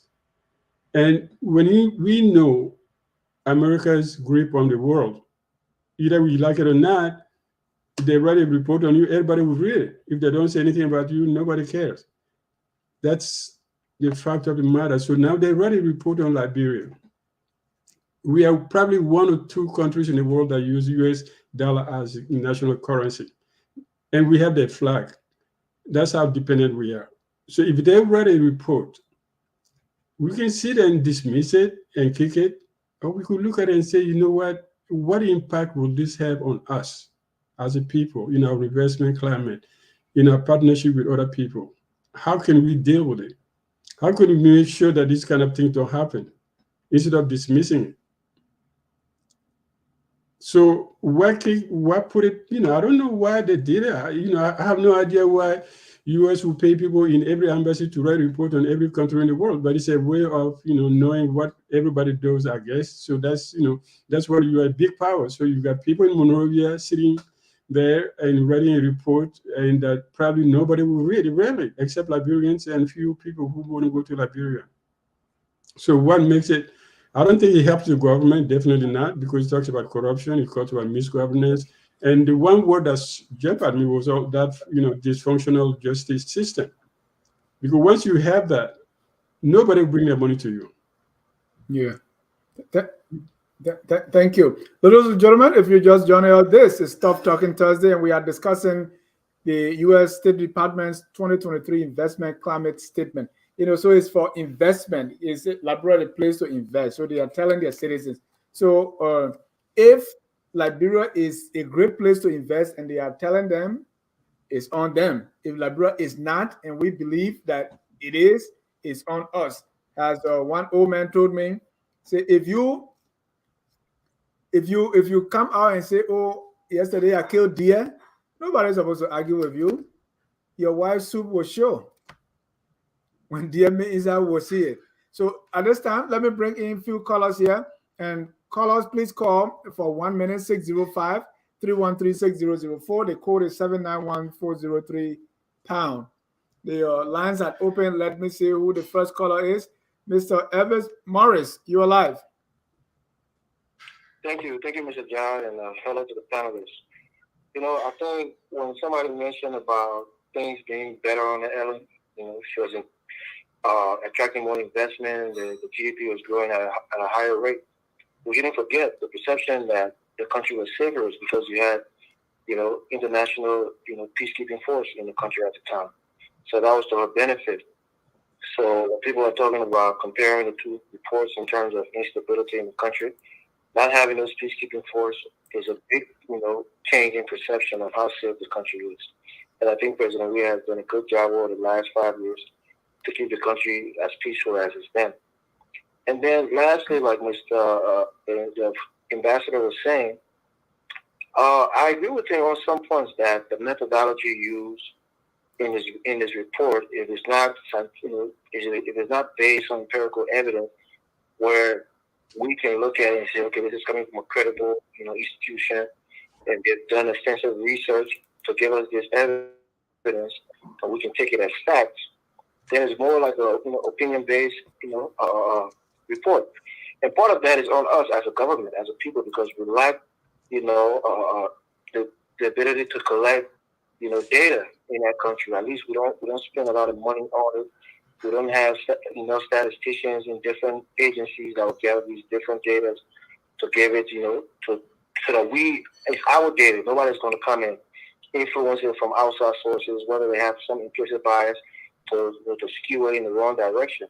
So I think, and that's down to competing priorities. We have a small budget, and we just don't have money to give to statisticians to do, to gather data for this, this reason or for that reason, So again, it's just the fact that we're a poor country.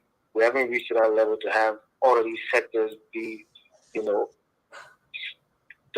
have all of these different sectors gather enough data where investors can make an informed decision completely without, relying on outside sources to invest in our country. But overall, I don't think this report is written in stone that we should take it. Everything in the report is 100% true. There's some believability in certain things that are said because we as Liberians we struggle in those areas before. And other things, you need more technical, statistic to understand it fully and see what we stand. We have those people. We have those people. We have them where? We not have a lot of them. Not a lot of them. Okay, not a lot of them. We have some in certain areas, but not a lot of them. We need a lot more. Yeah, they have not been employed. That's all. Oh, all right. But thank you for taking my call. I appreciate it. Thank you so much. Time is I think that's all the other callers drop off. So we will end it right there for callers. All right. So I don't want us to go beyond the next 14 minutes. So I just want to get your 1 minute, no, 1 minute response to our callers and other things you want to say before we move forward. Let me start with, and let's do 1 minute so we can get to our Tabata session. Let me start with Honorable Graves. Again, look, let us be very credible and factual. I will not come up on a public forum as this and with misleading information or put words in places that they are not. If you check this report, section 9 on corruption, it is stated by the sources themselves, the publisher of this report. They say anecdota. I didn't make it up. I didn't put it in there. I'm using what I read in the report. So that's why I'm saying I don't know if we're reading the same report. Now, let me get that clarified first. That was the sources they used. They used USAID, and another source they used was IMF and the World Bank. Another source they used was Transparency International. That's what I gathered from this report. So let's be factual.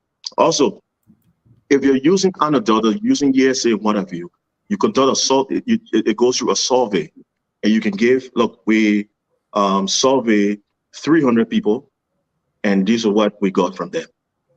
And that's what it said. And I repeat myself. We know we have problems. Well, a lot of different things in our government and in our society, not even the government alone. We want help to solve these problems. You cannot solve a disease if you don't know the cure. You don't know the disease, the symptom of that disease. So they're telling us a lot of things that we could take to be true. But how do we go approach them? Well, we go find these ministers, the agencies, these people that are doing these things. Who are the people that have been affected from it?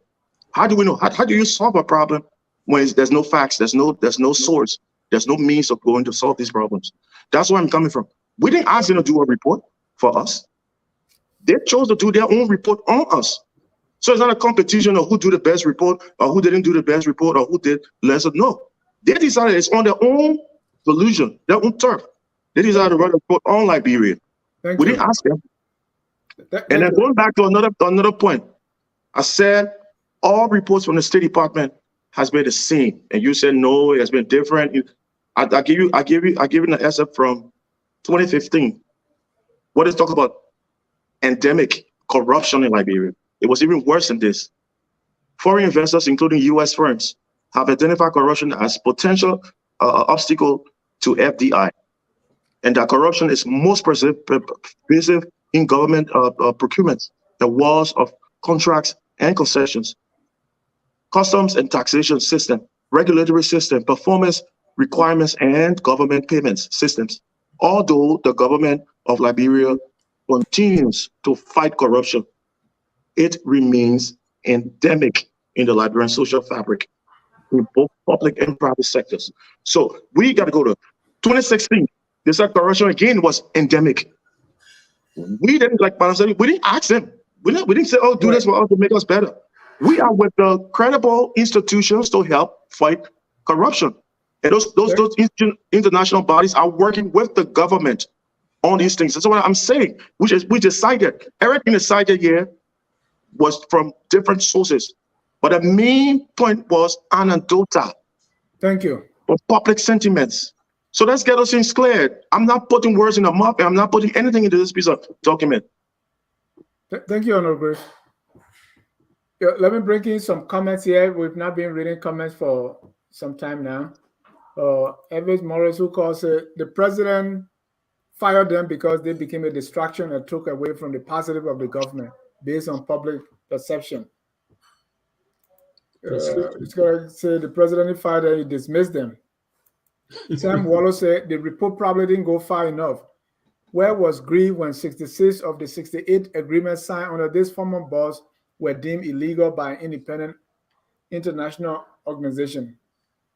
Evans said if methodology is insignificant, then the report is opinion-based and not predicated on empirical evidence. Sam Wallow again, they are not going to put their sources and methods in the report. That potentially put those sources at risk and reveals the method. No government does that. That's ridiculous. Jim Jensen, Americans are concerned about Liberia, and it's saddening to hear some perceived beneficiaries pretending to suggest there's no corruption. The matter of report is not about diplomacy, it's about the reality. According to the September Center for Transparency and Accountability, I think that's all. In Liberia State of Corruption report, 90% of citizens thought corruption was high in the country, and 76% had witnessed corruption. Liberia is ranked very low on the Transparency International Corruption Index. Those are some of the comments here. There are a lot of them. Bartholomew Vapon, when bulk of the people can't even afford a feeding meal, is cause for instability. When auditors die mysteriously, well, murder, that calls for instability, and so on and so on.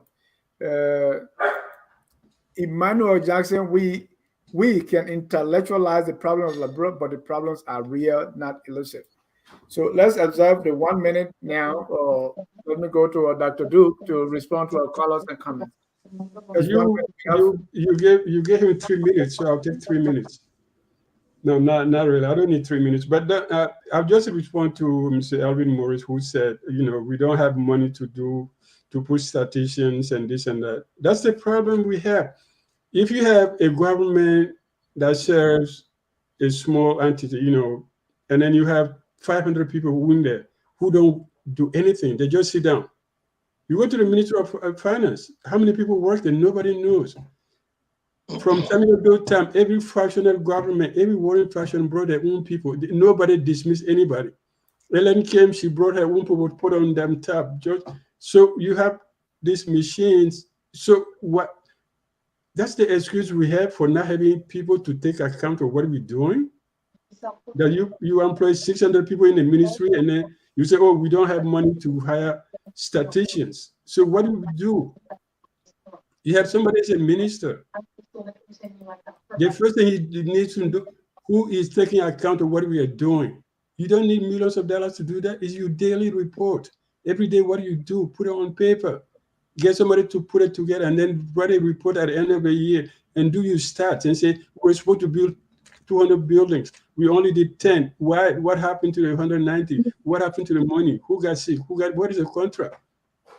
You don't need, money to do those things. If you say you have a government, that's what you do, basic. It's like people say, can you dig a latrine for a village? I said, but the people build a house. They know you build a house, you have a kitchen, you have to have a latrine.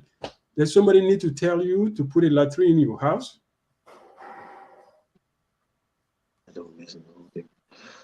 Thank you. Mr. Cannon. Thank you, Dennis. I think we had only one caller, Dr. Duke, address the issue of Elvis. I think much of our problem is, I worked on the public sector in Liberia for a couple of years before I came to school. So there are specific areas where we actually do have capacity constraints. We need to build capacity in those areas. And there are instances where we have people who can actually do the work, but because of this, where we politicize everything, even when it comes to civil service, it comes to public service, there are people who can do some work and we don't put them in the positions where they need to do the work.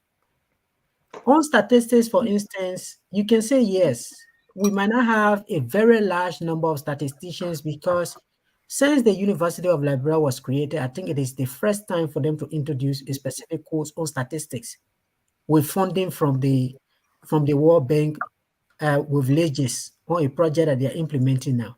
But that then goes back to the problem. If we need these people, why have we not used our resources to be able to do it if we have other programs that we have invested in? So in many instances, we are our own problem. If we lack capacity is very dynamic. You can get people in 2-3 years' time, they will get BSc in statistics. In 6 years, they will get masters in statistics. Why don't we do it? In some instances, we have people across these ministries, but just to do these reports, we don't do it.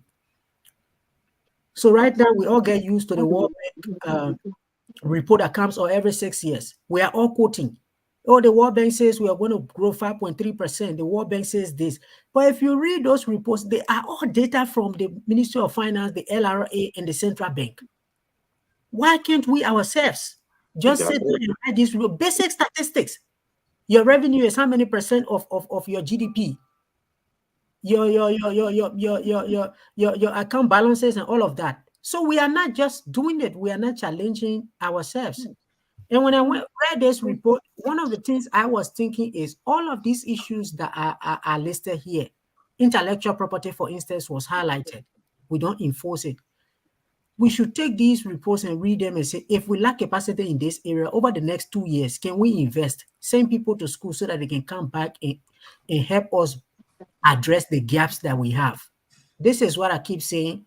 Whether there was the war anecdotal use specifically with respect to corruption, which were based on interviews, we cannot use that to just discredit the report. They say we didn't ask them to do it for us. They themselves did it for us. I think we should read these reports and be able to use them to improve the systems that we have. Because like Ahmed was saying from the beginning, our ministries and agencies, I don't think they do well. They don't do research. They are not publishing. They don't, many of the ministries and agencies, including the commissions, they don't even have strategic plans. What are they doing with the resources that are given to them? We don't know. The only 2 times they work is when the president is giving annual addressing the state of nation in January. They write that speech and it's done. You go on their websites, there is nothing you can get from them. So I think as a country, we are not really doing well. And other countries are doing it. Uganda, Ghana, you look at their central bank, the revenue authority, research reports, working papers they are publishing to let them know the progress that they are doing. And I think before the Civil War, we might have been doing better, but after the Civil War, I don't think we've really done well to be able to challenge ourselves, collect data, analyze it, write reports. It's often UNDP, USAID, World Bank, IMF, and all of that. I think we need to do better. Thank you. Mr. Saleh. Thank you, Dennis. Like I said earlier, these reports are not meant for us. These people are doing their job. Let us do our job. Let us run our country, govern our country. Let us be ambitious and focus on our country and grow it and take it to the next level. It will change the narrative. It will change how people write about us. The things I see in this report as a Liberian who follows his country, who studies these things, I see them in my country, Dennis. I do. I see. I was working in Liberia for 6 years. Thomas knows. We worked public sector stuff together for a while. And so I'm not just here pontificating on something I haven't been to, right?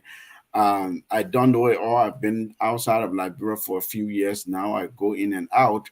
But the things I see in this report, for example, we have one major international actor in Liberia when I worked there.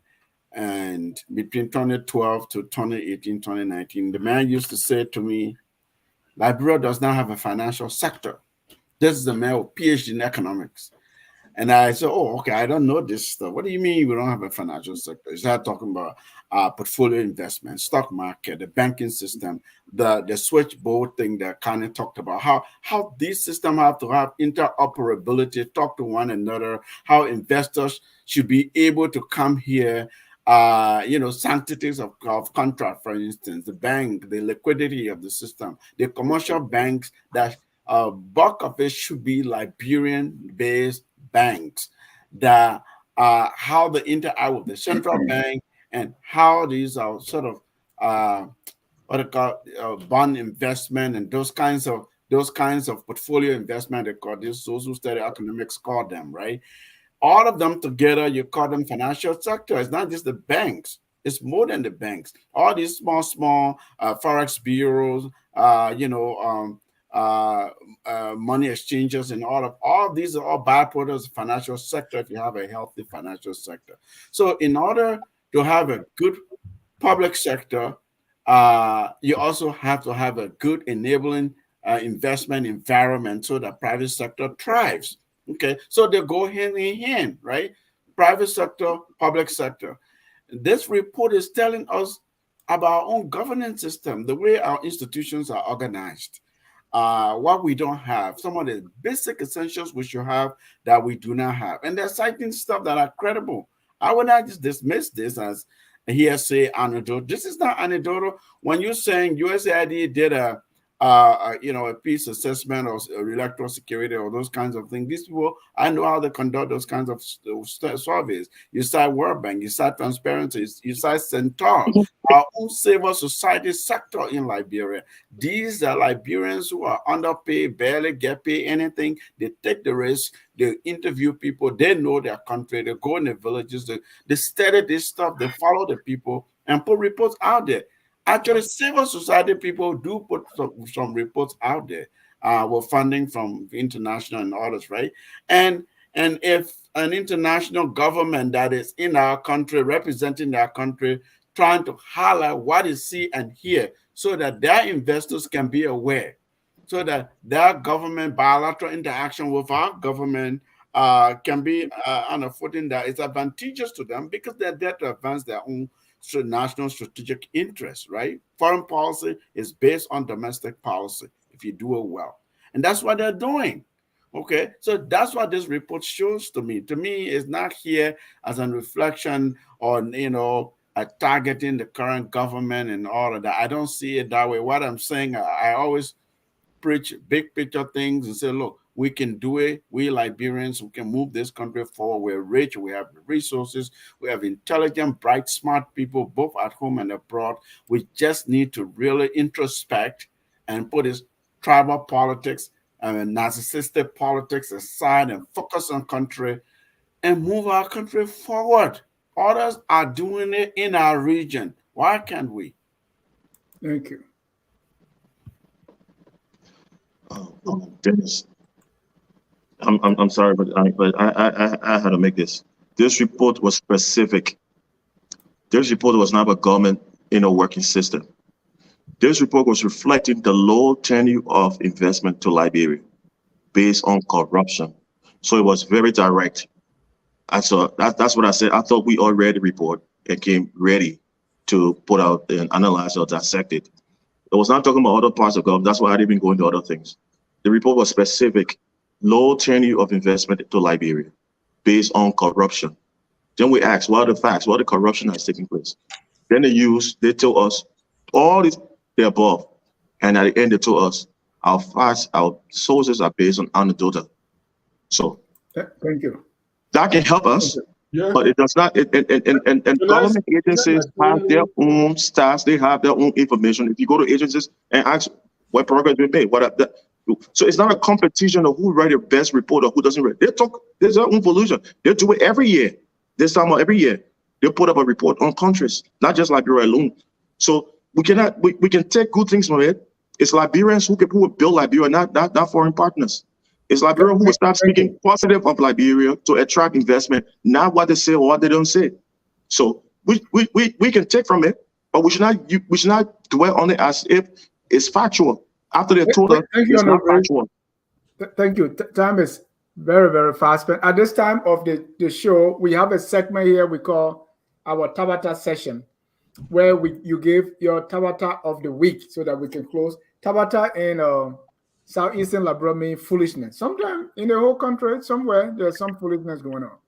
So at this time, we go to our session, your Tabata of the week. Thomas, you have not been here for some time now. What's your Tabata of the week? Can we do it without explanation and just say the Tabata without long explanation? Whatever will work for you. Let me start with Thomas. Yeah, I've been out for a while, so I didn't even come with Tabata. So I give my title Dak. I give my Tabata. What's the Tabata of the week? My Tabata of the week, I have no clue. I give it to Salif. No, you can do this. Oh my goodness, Tabata of the week. Let me start with Sam Wallow. Yeah, put Sam Wallow's Tabata there. Sam Wallow said, my Tabata is some people think you can fix your problem by pretending they don't exist. And my own Tabata of the week is the singing continues. And let me just put a short clip about this of political singing to rally the people. I know they enjoy it, but I still think it's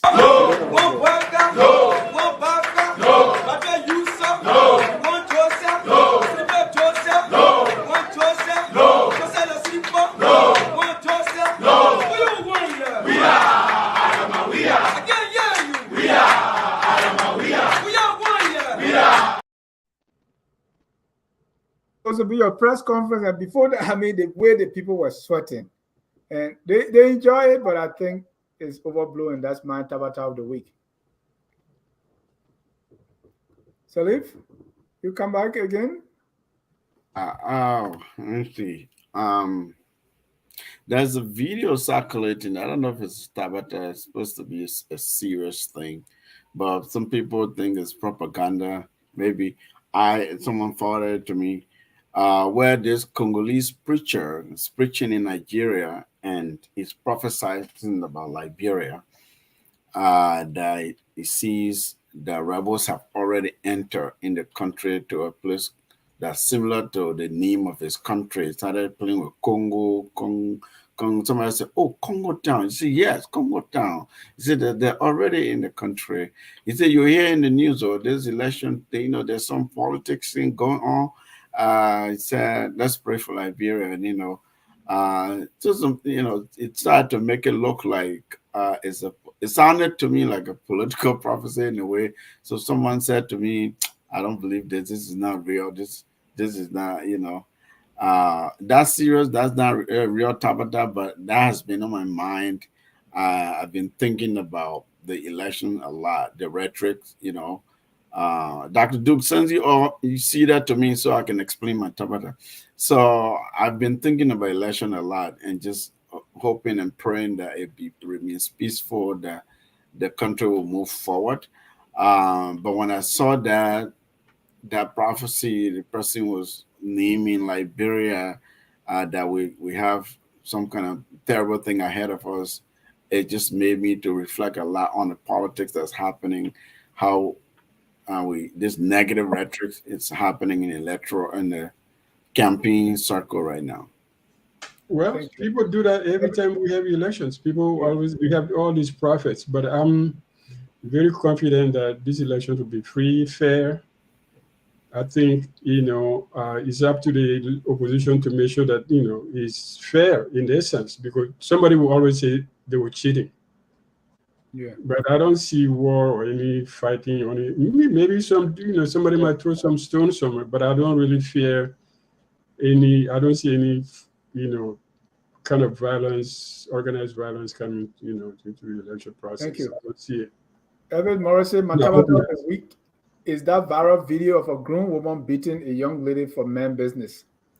Emmanuel Jackson, my Tabata of the week, LPP Gonglo visiting political parties to ensure no do say during election. Honorable Greece, what's your Tabata of the week? Well, my Tabata of the week is that we all keep our country safe and stable,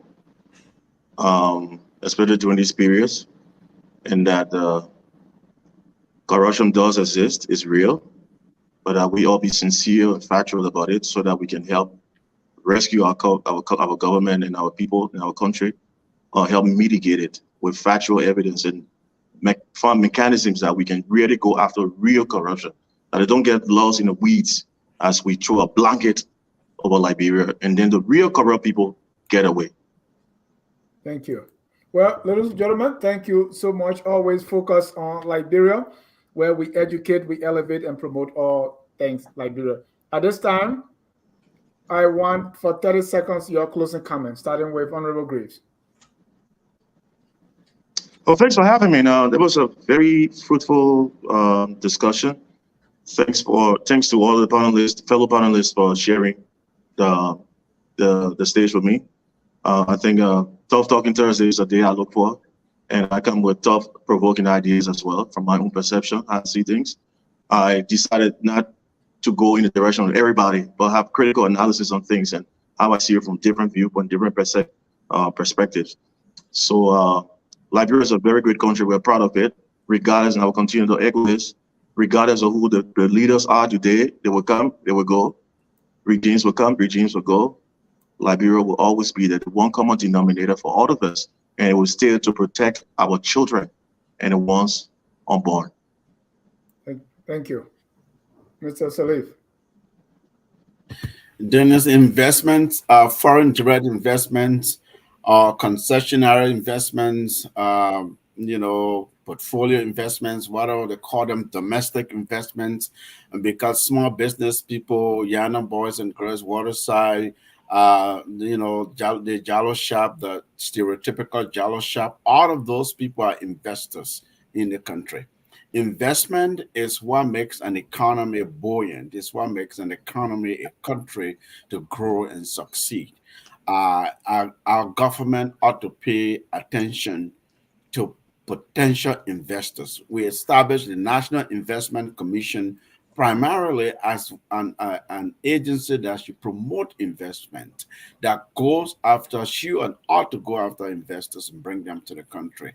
Our government officials should meet with investors without preconditions, without asking for bribes and anything like that, because the reputation of the country has a lot to do with whether that country grows or not. So this investment climate report that the United States government, which we consider our primary major partner historically and diplomatically, we ought to take it seriously. The U.S. government that I know does not put flimsy what's the word, reports out there, right? They do not put arbitrary reports out there that is not based in fact, thoroughly researched and studied. I can tell you that. We may not agree with their policy positions. We may not agree with their foreign policy, that politics sometimes against us Africans and against us Liberians historically, but I take their reports seriously and pay attention to them, particularly when I look in it and I see myself in it, I see my country in it, I see facts in it, I see problems in it, and I see opportunities in them. The onus is on us as Liberians, on our leaders who are in office, to say, all right, what are they saying about us? Where can we learn from this?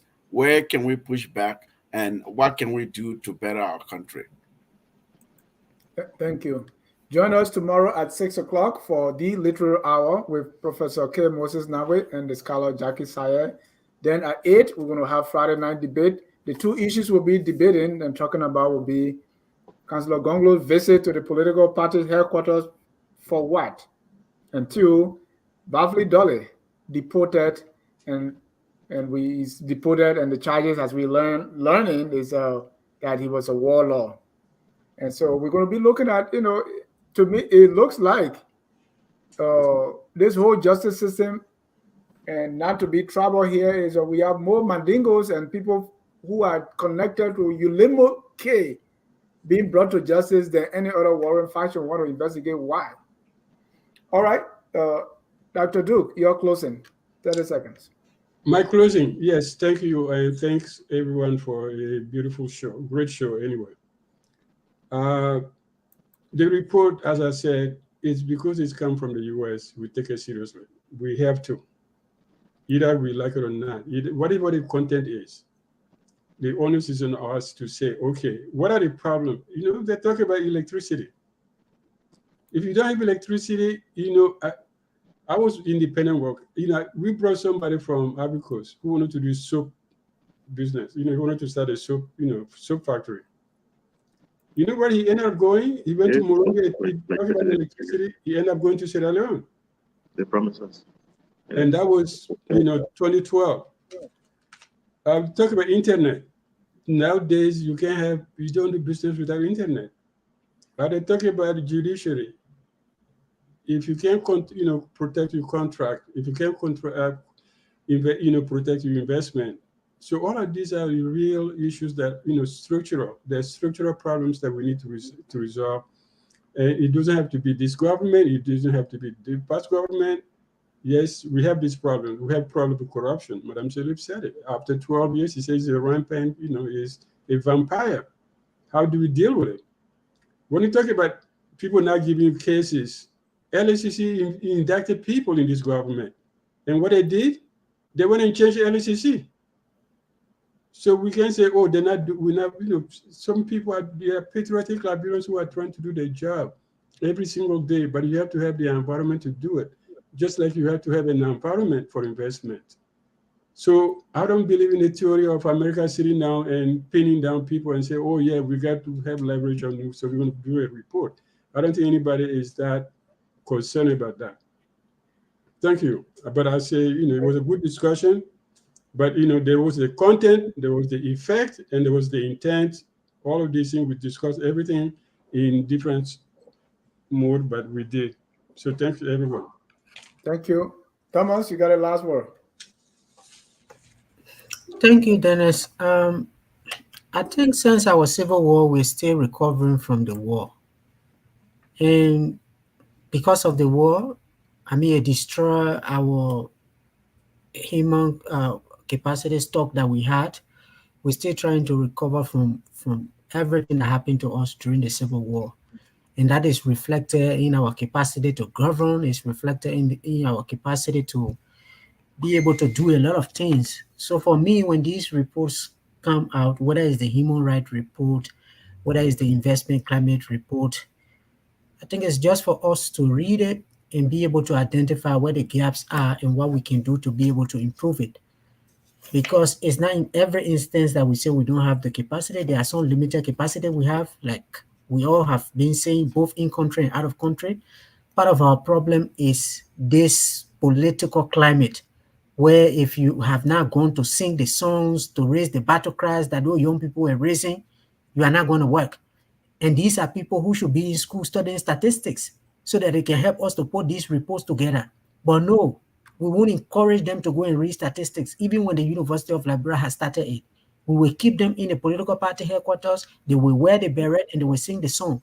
And tomorrow when we give them the job, they will not do anything. And then when others do it, then we try to investigate the intent and all of it to say that they are maybe saying what is not true about us. We know historically we have had an issue of corruption.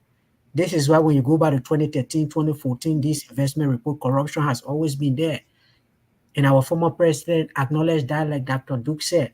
So to me, when I read this report over and over again, what was coming to my mind is for us to look at it piece by piece, intellectual property, the issue of investment climate, the issue of antitrust law. Do we have people who can help us to be able to write these laws? If we don't have it, let's send people to school to go and learn. And when they come back, let's put them in the right position. If we do well, the reports will change. But if we remain the same, the reports are going to be the same. And every day we'll find one word to be able to discredit these reports. But knowing my country, I just left last year, August. I know much of the things that they are talking about corruption here, they are on the ground. And other reports have said it. I've read them. So I don't want to just jump on one word to say, it's not true. But good show. Look forward to the next section or next week. But I think this is a report that the current government needs to read and read again and find how we can address some of these limitations and problems that are tied to the current government. Thank you very much. Thank you, Thomas. I want to thank all of you for spending the Thursday night with me on Tough Talking Thursday. If it is Thursday, it's time to talk tough. We want to say thank you to our viewers, those who watched tonight, commented, or call in, and even those who will watch later. Always focus on Liberia, where we educate, we elevate, and promote all things Liberia. Until then, we close with our song that says, "We are all Liberians." Have a good night, and God bless you. We are Liberians. Liberia is our home. Liberian people.